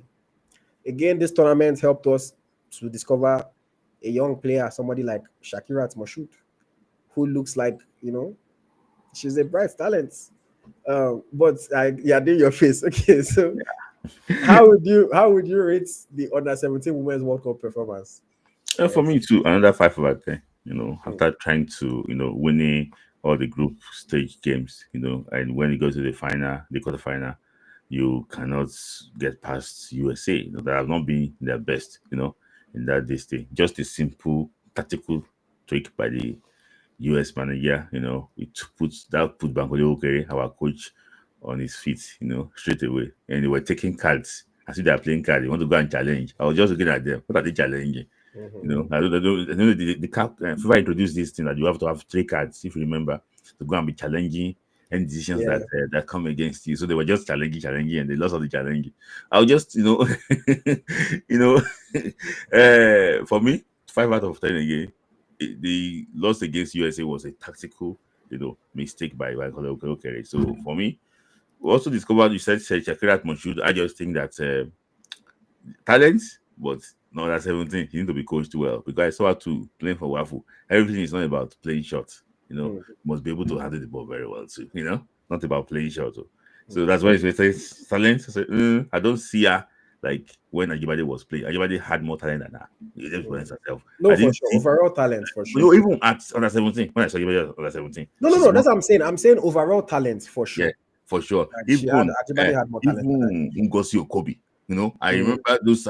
So when people are saying that, oh, Spike football for straight away, I was like, make we take them easy. Calm down. That one is Nigerians. Nigerians, we just a lot of fans, and it sometimes it annoys me because I always encourage those fans. You don't watch so closely. Mm-hmm. When people like Smith Layi, people like AyoT are talking, instead of you to listen, you want to be arguing. Super Falcons, Super Eagles, any small thing. The other day, somebody was arguing with me that they should call Akin Somero to Super Eagles. And the person was telling me that, I'm making no point, that I need to prove, that I need to, before he can debate me, I need to prove myself that I know what I'm saying. I just laughed. I just said, well, this one should go and sleep. When people that are knowledgeable are talking, listen. Mm-hmm. But yeah, I think for me, I'll give them a 5 out of 10 as well. Mm-hmm. Bare minimum that they did. Yeah. Nothing exciting. You take comment. Somebody is talking to your daily man. Okay, let me see. Okay, well, we're talking about what we've already moved on from. I'll come back to the comments. But yeah, I'll give them a 5 out of 10 for that one. Just quickly to wrap up on the year. Moving forward, we also had a very, very, this one was probably one of the most talked about moments across the board. International media talking about it. Everybody knew about this. I'm talking about when they tried to kidnap our players when they went to Libya. The drama, Libya FA, I don't know what their plan was, but our Super Eagles were essentially held hostage for over 10 hours in an abandoned airport in Libya. They had to struggle to finally make their return to Nigeria. Of course, eventually CAF sanctioned Libya for it. 3 points were awarded to Nigeria. Libya did not stop there. They showed pepper to our former coach and Benin Republic too. That one, CAF has given them two game spectator ban and a $50,000 fine for that their Benin Republic. But as far as the Libya wahala with the Super Eagles, on a scale of 0 to 10, where would you rate this among the top moments in Nigerian football for 2024? I have to be honest with you. I had my ads in my mouth, when I heard that they have been taken to a place, that is even very far away from Benghazi. I've forgotten the name of that place now. Alabrak. Alabrak Airport, and I know that place is just like for Hajj. It's not a busy, just like taking it to a lorry. Sorry to say for people, like so it's yeah, it's all to Akure. Let me put it to Akure. That is not really a busy airport. Just to put you there. I had my heart in my mouth, and for those guys to come back safely is one of my top moments of this 2024 because for them to come back without any issue, and for us to get the 3 points too out of my top moment. For me, I have to score that one like a scale of 8 out of 10 as a positive moment, because imagine I know what happened to Zambia in 1992, when they lost their own national team, going to honor a game in Senegal, but this time around, I'm just happy. One player that's very close to us spoke about, say, in his life, he has never been scared at that moment before. That when they finally talk to the wife, say, "Ha, you are lucky to see your husband." So for me, I'll take it as a positive for those guys to come back, to Nigeria safely. No. For me, I'm going to give this moment, and I'll say, I'll give it 8.5 for everything, for the entertainment factor, for the fact that our team came back safely, not one person was harmed, and for the fact that those 3 points that CAF gave us on my airport. Yeah, yeah, yeah. She's not So like winning a game. it started very sad, very unfortunate, but it ended up being a positive in a way for us. And again, everybody was unharmed, everybody got home safely. So I'm going to give the moment, the whole Libya drama, I'm going to give it 8.5 out of 10. It is dragging for top moment of the year. For me, another one that I did not take it in isolation, but if I take it in isolation, I'll give that one an 8.5 as well. Was the Finidi versus Osimhen. Not Finidi, just Finidi versus Osimhen. That was a top moment for me because the entertainment, the drama, the back and forth, even our video on it got thousands of views. Everything about that Finidi versus Osimhen was entertaining. So that one was 8.5. This Libya one too, 8.5. But we have 2 moments left. Well, let me just ask you a question. You're talking about engagement. There was a video you posted too about Odyssey and versus Mikel Obi. That one too was an intro. That one wasn't really a moment though. That's why I did not include it here. It was just Olise did an interview, said something, and we reacted to it. It wasn't really a moment. It wasn't really something that happened. But in terms of engagement on social media, that was a big one for us as well in 2024. That was a big one. But yes, so the 2 moments left that I want to touch are 2 moments that, in my opinion, I'm going to rate highly. The first one was Nigeria qualifying for the AFCON. Now, is what we expect. Don't get me wrong. We expect to qualify for the AFCON. But with the kind of bad results that we were getting in the World Qualifiers, a lot of Nigerians lost hope, lost faith, lost confidence, in the team, lost the trust in the players. And again, that's why I said those Libya 3 points really helped us because we want to believe that we would have beaten Libya, but you never know what's going to happen, And again, we ended up not winning our final game against these people as well. So you never know what could have happened. But Nigeria qualifying for the AFCON, a good moment, we can calm down a little bit, no disappointment in that level. I'm going to rate that one a 9 out of 10, just because good thing, nothing to complain about. We're going to go to the tournament, hopefully try to do better than we did in the last tournament. So 9 out of 10 for me, Nigeria qualifying for the AFCON. What do you think, like? What would you rate that? For the AFCON, it's going to be 6 out of 10 for me. And I have my reasons for that. We qualified in Africa with the lowest point as a group leader. We won only 2 games. We struggled on 1. We won 2. We won 1 convincingly. So we got 1 in the boardroom. That's why I didn't count it. We lost, for the first time to Rwanda at home. And also to, we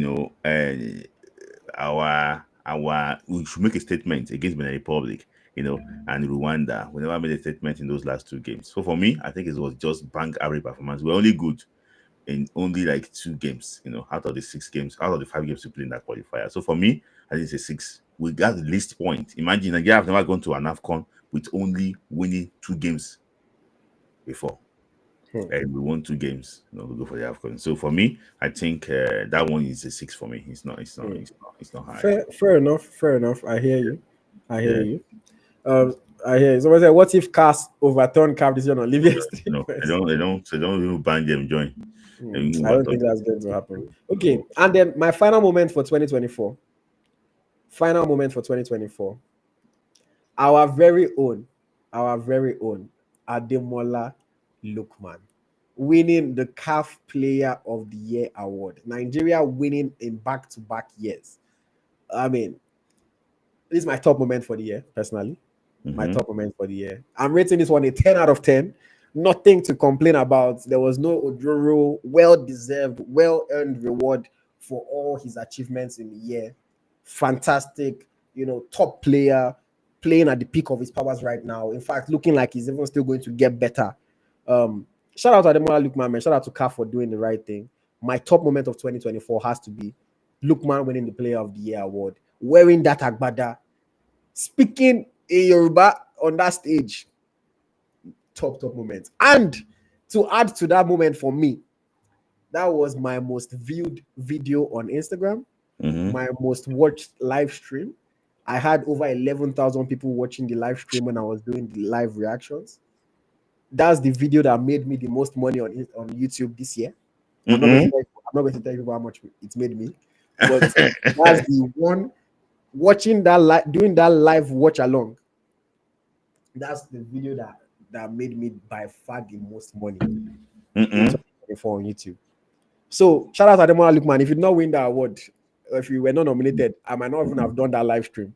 So you put a healthy sum in my pocket. At least I was able to do one or two things with that money, and put towards the business. So Lookman, man, winning that Player of the Year award, 10 out of 10 moment for me. If I can even rate it 11 or 12, I will give it a fantastic moment. But Smith Layi, what do you rate Lookman's? That is 10 out of 10. And it just not Lookman winning the award, but it went in enemy territory and actually won that award. A lot of people tipped Hakimi. He was one of those few guys that told us that we should calm down, that Lookman is going to win that award. And you were right. He won that award. He also won the award to be the first player born outside Nigeria to also win that award too. So it just means everything special. The dressing, everything, everything was just so good, and I really actually an occasion that we never forget in his life. And for us, Nigeria too, it's one of the best moments for me. Arguably the best moment for me this year, 2024. We saved the best. You saved the best for last, Save the best for last. So, guys, in the comments, let us know what was your top moment of 2024 and what was your worst moment. Smith Layi, what was your worst moment of 2024? My worst moment for 2024 was when Finidi George was appointed as the coach of the national team. I knew that disaster is coming, and for me to sit back and saw Nigeria surrender a 1-0 lead against Benin Republic and lose that crucial game on a neutral venue in Abidjan, that was my worst moment. I was struggling between Nigeria against Rwanda and against Benin Republic, but I think it's against Benin Republic I'll pick that because it was so crucial. We know the importance of that game. They didn't see our national anthem, and people, everything was just. The post-match interview was like, he was just looking at us like he was not saying anything. Everything was just zero. It was just zero. For me, that was my worst moment. I didn't take the AFCON because the AFCON was just like a bonus for us, honestly. So that's why I take the AFCON. Okay. I'm just, for the sake of being different from you, I'm going to say my worst moment was the NFF choosing not to renew Jose Pesero's contract. And the reason I say that is because if that didn't happen, your own worst moment would not have happened. The NFF have shown us that when it comes to firing and hiring, they don't know how to do a good job there. Yeah. We saw it with Genadro. You fire a coach, but you're not set up to hire the next coach. Look at AC Milan. They sacked their coach. In 24 hours, they have the next coach. Yes. Even before that one, he sees that it cannot be sacked. They already sack him. So it's like, obviously, it doesn't always happen that quickly. But all the good teams, they set things up nice. Look at England. Southgate left the job. They brought in Lee Carsley interim. They've hired Thomas Tuchel. He's starting in January. Everything flows. Things are in place. But us, if we sack coach like this, it becomes one long story. We are not sure who we can afford. Oh, we don't have money. Oh, we have money. Oh, it turns into fight. Home base, foreign boys, this one, that one. Oyinbo coach. Some legends will come and start talking about how, we are paying these Oyinbo men what we cannot do for our own. It always turns into controversy. So for me, we had something good going for us. They could have continued like that, but they decided to not continue. So for me, that was a worst moment because that moment led to other bad moments. It led to Finidi's appointment. It led to Finidi fighting with Osimhen. It led to Labadia's own goal. So that decision for me was my lowest moment of 2024. Yeah, that's actually understandable. Yeah. So yes, those are all the moments that we're talking about today. That's the roundup. Let us quickly go and see what people are saying in the comments. Very quickly, let us see what people are saying in the comments. I know I've been seeing a number of them roll in, so let's start from the top.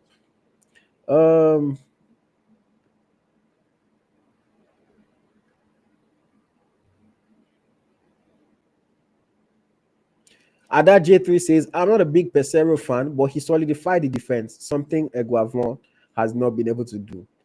Good points there. Olayemi Olalekon says, Finidi, oh my God. Ada says, a solid defense is the building block for a good team. Yeah. Adedamola says, you guys are being unfair to Finidi. Finidi was not a mistake. So many things went wrong in the World Qualifiers in June, e.g., players arriving late in camp.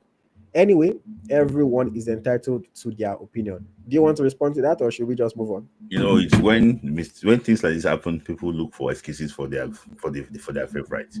You know, when Osimhen makes mistake, people look for excuses that the boy is not doing well.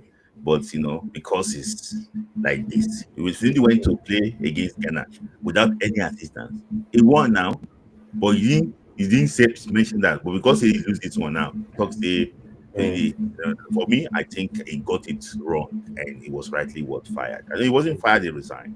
Yeah. Okay. Ehitare says many of these coaches can't give more than they have. Motivate them all you want. Now where them free rich, now them they go rich. So essentially, it's a popular saying, you can't give what you don't have. So he's saying that the coaches are not standard enough, that no matter how much you motivate them, once they get to a certain level, that's where they can reach. They cannot go past. Do you agree with that, Smith? Yeah, I agree. I agree too that you know, when it gets to a level, they just think that they have run their race, you know, and they can, you know, they can just leave, you know. Sometimes, you know, I don't know why it's common in Nigeria. Anytime a coach, you know, just finish the job in a year, they run away. I don't know. You can also have to run away or say Pasero, run away. You know, I don't know. But for me, I guess that some coach find it very difficult to motivate themselves when they achieve some things. Like Pep Guardiola now. And I think he won everything. I think it's finding it very hard for him to motivate himself and even the players that they need to win. So for me, I think it's right there. Okay, Samuel Ogaba again. Shout out to Samuel. He's one of our most engaged subscribers. He's always watching every week. Shout out to Samuel. Even though he always makes opinions that I disagree with, like this one. Because, in my opinion, the NFF letting go of Pesero wasn't a mistake. He was bang average in the Super Eagles. Aside from AFCON, his performance wasn't impressive. And in the final, I'm not sure what. Maybe he said, okay, what wasn't the bad. final. Okay. So here's what I will say to you, Samuel. I don't know what you do. But imagine if in 3 years you become successful, and then all people want to talk about is how in 2021 you had a business that failed. How would that make sense to you? That's look at Elon Musk today now, SpaceX, Tesla, everything. But people will now say, "Oh, can't you remember the first company he started? He did not even make money." That's what you're doing. It was aside from the AFCON. The last thing that he did was the AFCON. That's the last thing that he did, the AFCON. And it was great. We got to the final for the first time since 2013. But somehow, you are concerned about what he did before the AFCON. Okay, he wasn't getting it right before. Now he has found the solution. So why not keep him when he has found the solution? When people say, oh, his style of play, talk about, oh, we're defensively, we're not attacking. All the ones that we're attacking, which final did they get to? Tell me, which final did they get to? The one that we won in 2013, were we attacking? Yeah, I'm sorry. Like the one we won in 2013, were we attacking? Did we go and attack and just outplay Ivory Coast? Did we even the final that we scored that we beat Burkina Faso? Did we attack and outplay them? Or was it not the moment that let our go? Yeah. But we are not attacking. Oh, he's defending. As if, what did they say? Attack wins you matches, defense wins you titles. Yes. You need a solid defense. Tell me any team that you've seen that has won significant things without good defenders or good goalkeeper. So I strongly disagree with this point. I don't know why people keep concerning themselves with what happened before the AFCON. Oh, it wasn't good before the AFCON. Oh, so that Because means they look for excuse because they don't like him. because That's they the don't like it. yes. You That's know, it. They look for so I excuse. wholeheartedly disagree with that one. Mm-hmm. Okobi Ifeanyi says my top moment was Falcons qualifying for the Olympics. That was a good moment for us. First time in 16 years. I agree with you. I was happy to see my girls do that. Ola the people are in there says one of the funny moments watching you guys was when AyoT tagged Smith Layi Prophet of Doom after the Finidi saga. Don't be me tag am Prophet of Doom now. AY Sugar. AY Sugar will tag am Prophet of Doom. But it was very funny how right and how accurate Smith Layi was. It was very, very funny. It was Yeah. very funny. Um, okay, another person says, but Jose was having a difficult time in world qualifiers. The world most minute was NFF letting Wardrum go. Again, was not having a good time in world qualifiers, but again, you are talking about things that happened before he found the solution. Mm-hmm. Same thing that I said. Somebody might have had 2 failed businesses.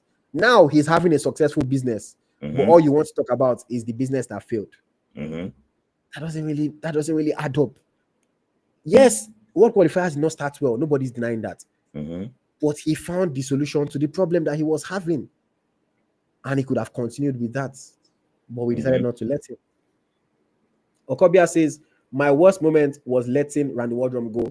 That was a low moment for me too. Again, Mm-hmm. people know that I was in support of Randy Wardrum. I used to debate people that were saying that. So I was not happy when that happened.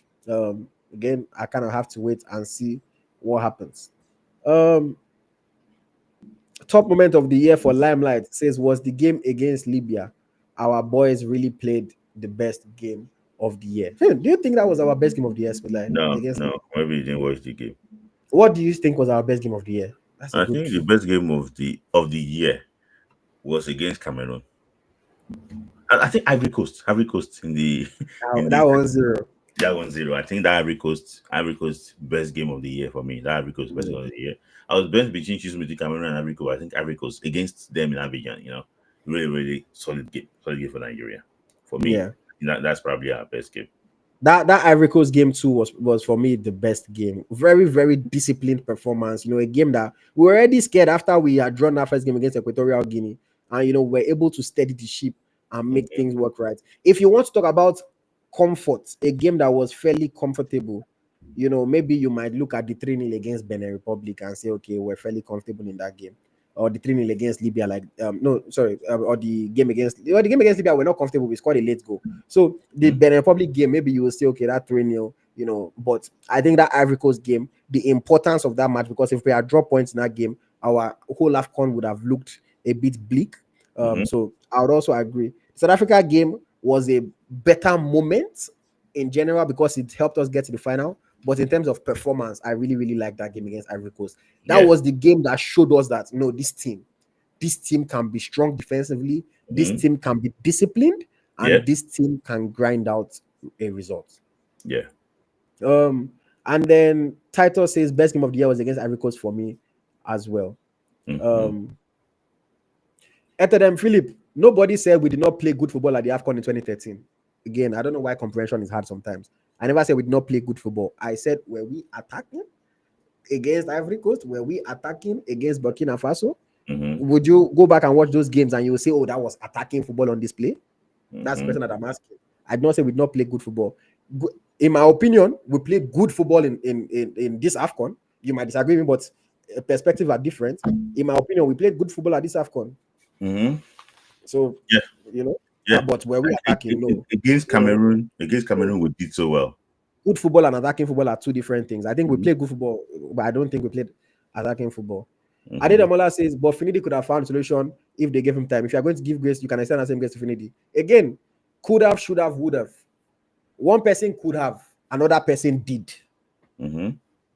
I could have been a millionaire, Mm-hmm. but Smith Layi is an actual millionaire. It's two different things. Finidi could have, should have, would have. If he did not fight with Osimhen, maybe he could have. If he did not have issues with the NFF, maybe he could have. But that's hypothetical. Let us talk about the things that actually happened. Yeah. Okay. And yeah, somebody said, Ayobami says, and I rate AyoT and Smith Layi 8.8 out of the 10. I'll take it. I'll take it. Thank you. That means we did a That is good a job. pass mark now. Yes, that means we did a good job. I agree with your rating honestly, because we missed some weeks, so you have to remove mark for some weeks that we missed. Yeah. You know, I can agree with you. So, Yeah. but we tried our best. We at least we passed. We gave you guys some very entertaining moments. We Mm-hmm. gave you guys some very insightful moments. We gave you guys some controversial moments as well. Some people Mm-hmm. come and watch this show just to be angry. Yeah. That's what some people come and watch just to Yeah. be angry. You Looking know, for looking, looking for who they can go and report us to cause uh-huh. fights. Some of them are even watching now. They know Mm-hmm. themselves. You Look know, at those. but 8.8 out of 10. I'll take it, Mm-hmm. man. Thank you very much, Ayobami. Thank you very much, and hopefully you keep on coming back in 2025. Yeah. Limelight says, Happy New Year to you, AyoT, my wonderful big man, Smith Layi. You really made 2024 a wonderful one. Keep doing great. Thank you very much, Limelight. We appreciate the Mm-hmm. kind words. Etedem Philip says, Happy New Year to you, AyoT, Smith Layi. Best moment, AFCON. Worst moment, Olympics. Mm-hmm. Okay, those are all the topics conversation for today. We're about to hit the 2 hour mark. So we're going to round off now. If anybody wants to Want to call join in, quickly? I'll Yeah. just put the link in the chats. You can call in. We'll give each person a minute, just very quickly. If there's no calls, to just wrap up. But if you want to call in, the link has been posted now across the social media platforms, so you can just call in and share your thoughts on the year, your high moment, your low moment, etc. Some people are asking other questions. We speak about Super Eagles coach almost every week. When there's an update, we'll give you guys an update. If we don't really have any new updates, Any there's no new point of updates? just come and waste another Because 15 there's minutes to all talk these about the same speculations. thing. Yeah. I have When given there's you more to talk about, you one. guys know for sure we'll But I give know you that that more. they will do it very soon. This one, they're serious. Yeah. So, but when the information comes, we'll give you Mhm. guys the update for sure. Okay, call in very quickly. We have one person waiting. I don't know if we'll get any more people, but let me take the first caller of the evening. Yeah. Hello. Hello, hello. Hello, everybody. Yes. Good evening or good morning, good afternoon. I don't know where you are in the It's world. good evening. It's in Good the UK. evening, It's good good evening, good evening. Yeah. evening. Yes. I'm happy to be with you guys, and it's glad I was able to join you guys this year. And Thank anytime I'm like free, anytime I have 2 hours, 3 hours, fortunately, it's always time when you guys come around. And once in a while, you guys used to give us surplus. You just come between 10 minutes, and we used to Uh-huh. enjoy those moments. It's better off for me going out there to, just Yeah. do what is not necessary. Yeah. Joining you guys is always, God, his love for me, I won't lie. And then, Yeah. yeah, for the Nations Cup, it's just roller coaster of feelings, I don't like remembering Nations Cup because I lost my guy. He used to post content, Ayo Adams. Okay. Oh So, but yeah, yeah. then, yeah, but then, during the Nations Cup, I used to see a post that makes me remember the Nations Cup when Ola Aina missed a penalty. So the man was the Yoruba man. It was like, I know Nikonga Jupon. And when he missed it, he was like, I know Loribo.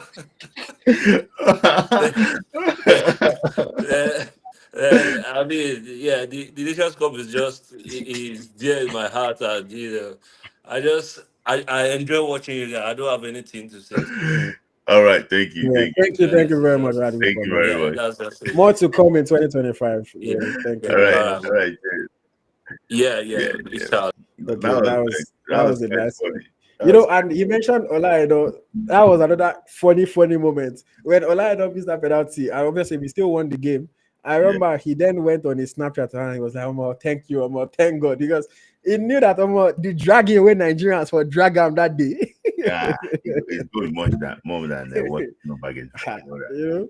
So Mhm. shout out to Olaido for That's that it. one, man. And Yeah. thank you, Oladipo. Okay, Yeah. I think we have one more caller, but please turn on your camera very quickly so that I can bring you on and we'll wrap up with you. Mm-hmm. Please, Exco, turn on your camera very quick. He has left. Okay, so Okay. I'll Okay. give him. Maybe I'll give him 1 minute to see. Maybe he's 1 minute trying to to start the reconnect. camera. Yeah. And if not, we'll just wrap up. So And let me see. just ask you a question before, so I'm waiting for the guy. Okay. Do you think that the gains of AFCON would lose that? Because we didn't talk about the FIFA ranking, But do you think that we have lost the gains? I saw the graph you put out. Yeah. Do you think that we've lost everything we gained under Pasero now? No, no. So there's a popular saying that knowledge gained is never wasted. Mm-hmm. These players have learned how to be Mm-hmm. solid, how to Mm-hmm. defend. They've not Mm-hmm. forgotten, but Mm-hmm. they need the right person to come in place and trigger that memory in their brain. So that's what they need. If the right person comes in place, sets the team up well, they will be able to defend like they were defending at the AFCON. And they will even get better in the attack. So have we lost all we gained? No. But we've put everything on hold. We've put it on pause. We're not utilizing what we've gained, but we've not lost it. If the right person comes, it's like something can happen to you in your childhood and you think you might have forgotten about it, but it's in the back of your brain somewhere. And then one day something will just happen and it will just trigger that memory and you will just remember everything that you thought you had forgotten. So that's what I think it is. Those things that we gain, they are just in the back of our head. Somebody needs to come and trigger that memory. But I think, I don't have much faith in the NFF, but they seem like they are serious, even though they are still searching for money that they used to pay the coach. But let's hope that things are better once we So you can just answer the question. There's a clause in Osimhen's contract with Galatasaray that Napoli can recall him in January if a concrete offer comes and sell him. But that is there. So if they recall him and sell him, but there's no concrete offer yet. I think Man U is the only one talking about him. I think they cannot afford to buy a player of that magnitude now. It should not join. It should not join Man U, I beg. So for me, there's a clause there, but that depends on if they see a suitable offer that comes in January, they can recall him and sell him. That's it. But for Victor Osimhen, I think he wants to stay in Galatasaray. He's enjoying himself. Enjoying himself there. That's it. And somebody said, it is like not driving for a long time. Exactly. Even if you don't drive for 5 years, when you enter car like this, you sit down in 1 minute, everything will come back. Or like riding bicycle, you remember. Or if you were a good swimmer and you've not swum, you might lose your teeth sometimes, but you come back. If you're a good swimmer, it's like if they put you inside water again, it will come back. So that's what I just think. The right person will come and will trigger all those memories for them. Okay, let's take the final caller for this evening, and then we'll let everybody go enjoy the New Year's Eve festivity. Some of you want to go to church. Some of you bad boys want to go and party to enter the new year.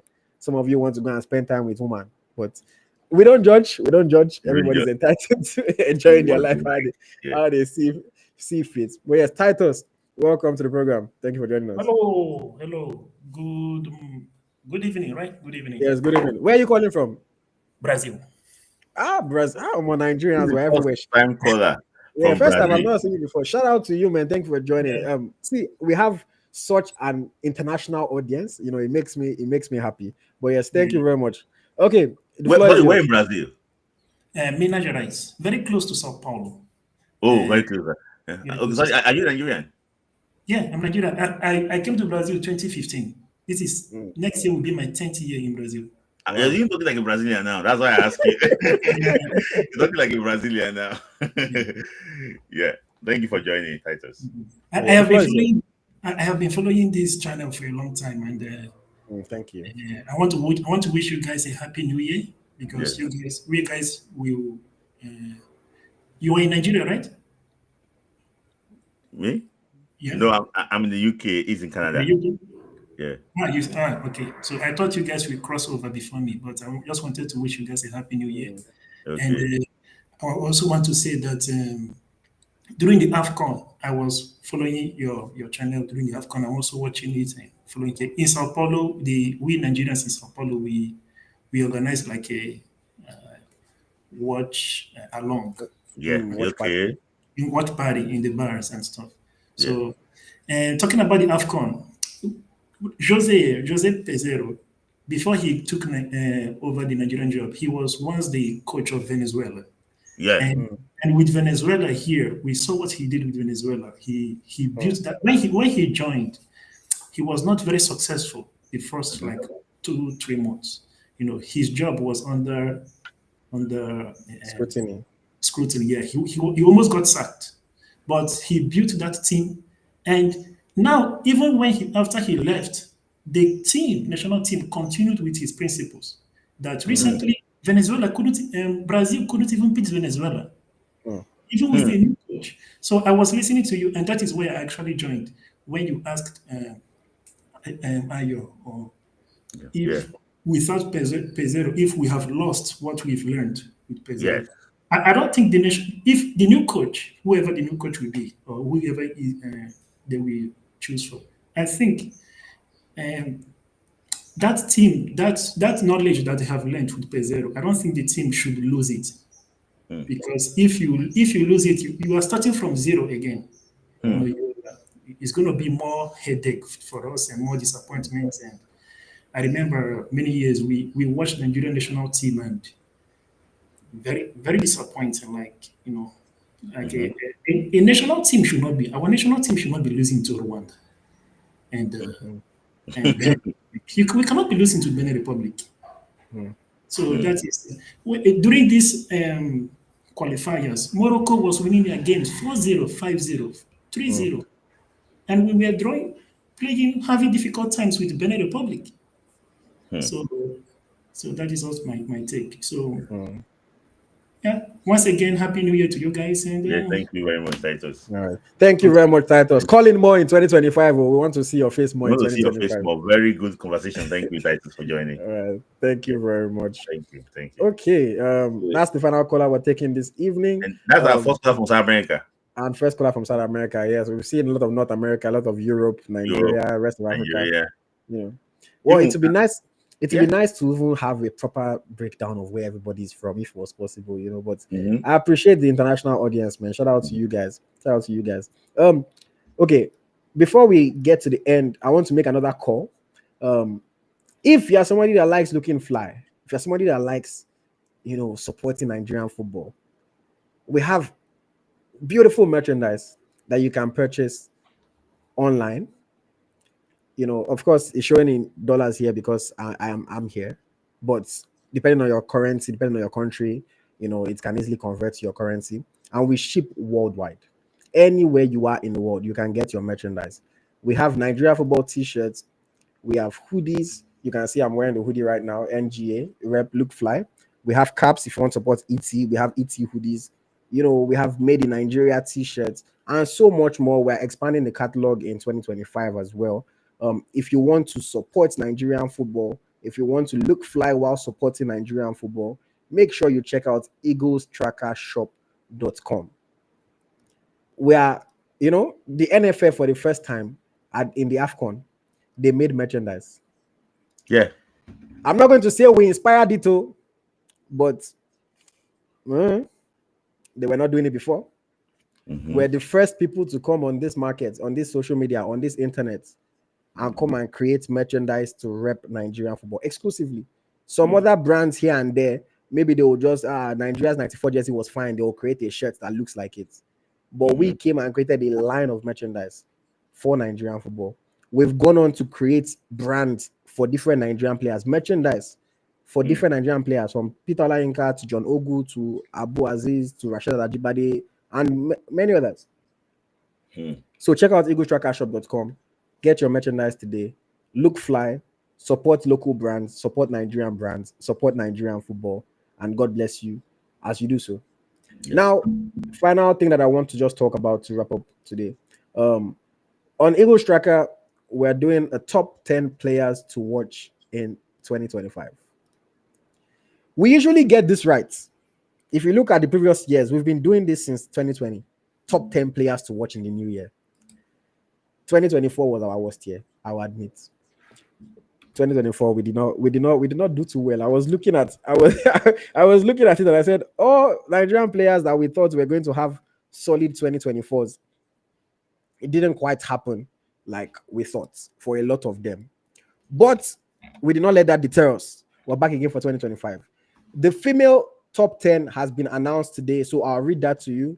And the male top 10 will be revealed tomorrow on our social media platforms. So make sure you're following us. But for the female top 10, number 10, we have Deborah Abiodun. She's at number 10 because she's still in college, but she's already a key player for Nigeria. We're expecting her to be part of the WAFCON team. You know, at such a young age, at an early stage in her career, she has the chance to establish herself as a key player for Nigeria and to win a WAFCON title. So check out Deborah Abiodun in 2025. Number 9, Asisat Oshoala. Of course, she's usually higher up on this list, but she's at the later stages of her career. She's no longer as key as she used to be, even though she's still an important player. So she drops to number 9. But she's somebody that the reality of it is Oshoala is still going to do good things in the year. She's still going to score goals. She's still going to have accolades. So Asisat Oshoala, number 9, and our players to watch. At number 8, we have Nicole Payne. Young player, substitute player at the Olympics. But 2025 is the year that she can establish herself as a mainstay in the Super Falcons team. 2025 is the year that she can try to earn a starting spot for both club and for country. And I think, you know, she's one that Nigerian fans should pay attention to and see how things work out for her in this new year. At number 7, we had Chiamaka Okuchukwu, young player, star player for us at the Under-20 Women's World Cup. And now she has signed with a top agency in women's football, trying to make a move to Europe. I'm excited to see where she lands. I'm excited to see how she performs. Whether it goes good for her, whether it goes bad for her, it's going to be good to watch. I hope it goes good. So shout out to her at number 7. At number 6, we have Rinsola Babajide, new Super Falcons player. Her chances have been sporadic since she became a member of the team. She didn't go to the Olympics, but she's playing well for her club, Tenerife in Spain. And she'll be hoping to establish herself in the Super Falcons squad. She'll be hoping to go to the WAFCON. And 2025 has potential to be a solid and good year for her. At number 5, we have Christy Uchebe, already a key player for the Super Falcons, perennial title winner with Benfica. She has won everything except the UEFA Women's Champions League at this point. And that's one of her goals that she'll be hoping with her club in 2025. But also, more importantly, in 2025, 2 targets that she has. 1, to win the WAFCON with Nigeria. She has not won it yet. She wants to win it. And 2, she wants to be nominated for the African Player of the Year and make it into the Team of the Year. I felt like in 2024, she should have made the Team of the Year for CAF. But maybe the noise was not enough. Maybe, you know, the players did not pay attention to her enough because the midfielders that they chose there, I don't think Linda Motlalo had a better 2024 than Christy Uchebe with 4 titles, balling for Nigeria, you know, everything. So 2025 has potential to be a big year for Christy Uchebe. She will win titles with her club, but what she does with Nigeria is the one that could be very, very impactful for her. At number 4, on this list for the first time ever, Edna Imade. This young girl has just burst onto the scene in 2024, scoring goals for Granada. She's currently the 2nd top scorer in the Spanish Liga F. And 2025 might be the year that she gets her first call-up to represent Nigeria. So she has the chance to represent Nigeria, become a national team player. She has the chance to go to the WAFCON, compete. You know, right now, our number 9 position in Super Falcons is very open. It's very open. Anybody that comes and balls can secure that spot. So she has the chance to do so. And I'm looking forward to seeing what she does. Can she win the Pichichi in Spain over the Barcelona players, over the Real Madrid players? It will be interesting to see. Can she qualify Granada for the Women's Champions League? It will be interesting to see. Can she lead Nigeria to glory? I'm looking forward to watching Edna Imade in 2025. At number 3, we have Jennifer Oninie Echegini. Fantastic time with Juventus, moved to PSG, and things have not quite been at the same level. But she was the scorer of the lone goal for Nigeria at the Olympics. We see the talent. We see the potential. We see what she can do. I expect her to be a key player for the Super Falcons in 2025. I expect her to be a key player for PSG in 2025. Also chasing her first WAFCON title. 2025 has the potential to be a big and important year for Jennifer Oninie Echegini. At number 2, we had Chiamaka Nnadozie. Of course, the safest hands in the land. Safest hands on the continent. Key player, probably the most important, the best player for Nigeria at the moment. 2025 has a chance for Chiamaka to go to even greater heights. That global recognition that she has not been getting. maybe 2025 is when she gets it. She needs to push Paris FC as much as she can in the French Premier League. And then, of course, trying to win the WAFCON with Nigeria. The only reason why she's not number one, honestly, is because she's a goalkeeper. That's the only reason. Because goalkeepers are fairly less interesting to watch than outfield players. You know, if she was an outfield player, she would be number one. But because she's a goalkeeper, she's number two. And then number one on this list is the Super Falcons captain, Rashidat Busayo Ajibade. Again, with all due respect, if Jamaica was a goalkeeper, she would have was not a goalkeeper, she would have probably pushed Rashidat to number two. But Ajibade has started the season well. 5 goals and 2 assists in 9 matches, 7 starts. She's the top goal scorer for her club. She's, I think, top 5 in goals in her league. You know, started the season well. With the WAFCON 2025 coming up, I know that she has the goal of captaining the side to glory. She's won it before, but she won it when she was not a key player in the team.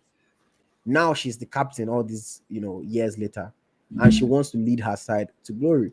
She also has in her sights the CAF Player of the Year award. She's been nominated twice. She's made the Team of the Year as well, but she has never won this crown. That's, she watched her big sister Oshoala win 6 times. So Ajibade has big goals for 2025, and the only way to see if she meets these goals is for us to watch. I think 2025 can be a legacy establishing year for Ajibade. If she can captain Nigeria to the WAFCON, it establishes her legacy further as a captain and as a leader. She already did well at the last WAFCON. She has a chance to do even better at this current WAFCON. And it's going to be an exciting time for her. So shout out to Rashida Ajibade, number 1. Just to run you through the list very quickly again. Number 1, Rashida Ajibade. Number 2, Chiamaka Nnadozie. Number 3, Jennifer Echegini. Number 4, Edna Imade. Number 5, Christy Uchebe. Number 6, Misola Babajide. Number 7, Chiamaka Kuchukwu. Number 8, Nicole Payne. Number 9, Asad Oshoala. And number 10, Deborah Abiodun. Those are our top 10 female Nigerian players to watch in 2025. For the men, follow our social media. The top 10 for the men will be posted on our social media tomorrow. Okay, there we have it, guys. That is all for today. Smith Layi, any final words from you? No, I've went through 2024, bye 2024, and we want to usher in a even more better 2025. Let me just say this before we leave. Nearly every month in 2025, we have international competition. So 2025 is packed. If you want to be traveling, go and dust your passport. You go be flying. In fact, you'll be flying from one corner of the world to the other.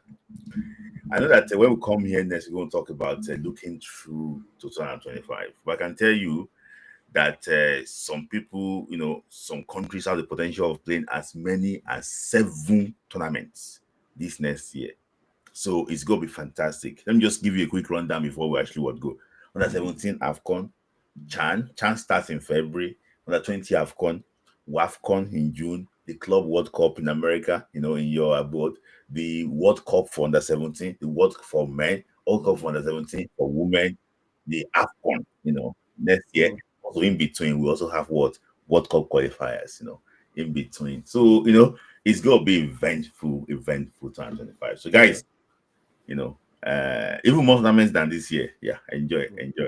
And with that being said, if you want to be a partner, if you want to be a sponsor for our coverage of any of these tournaments, the big ones, of course, are the WAFCON and the AFCON that we definitely want to cover.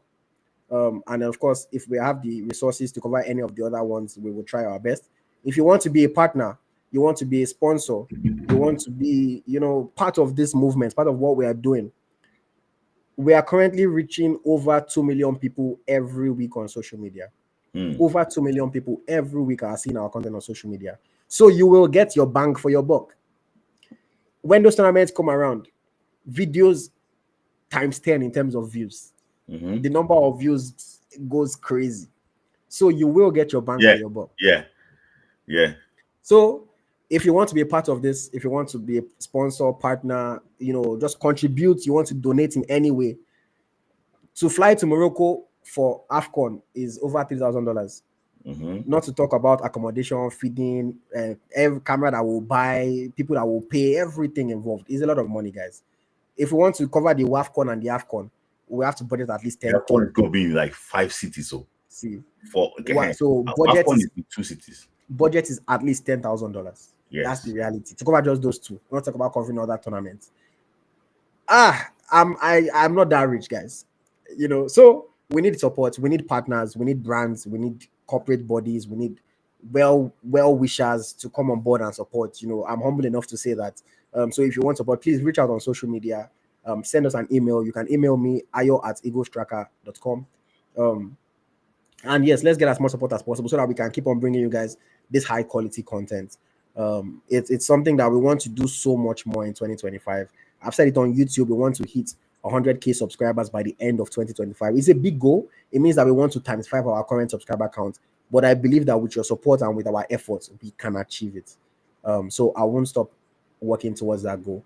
But yes, it's been a pleasure talking to you guys today. It's been a pleasure engaging with you. Over 2 hours talking Nigerian football on this New Year's Eve, when you can just be chilling, you can be eating a jollof rice with your family, you can be doing so many other things, but you spent your time with us. I appreciate you guys, and I promise that 2025 is going to be an even bigger year for Eagle Striker. It's going to be an even bigger year for Gun Football. It's going to be an even bigger year for the Niger FC podcast, and even in our personal lives, it's going to be an even bigger year for myself, AyoT, and for Smith might be meeting for the first time in Morocco, Exactly. That's it. We've been doing this for how long now? We've actually never met in person. It's incredible, and Smith Layi, it feels like I'm talking to my brother, because but we've not met, So it's going to be incredible. So guys, however you can support, we appreciate your support. Even if it's 500 naira that you're donating, every little, it takes drops of water to build an ocean.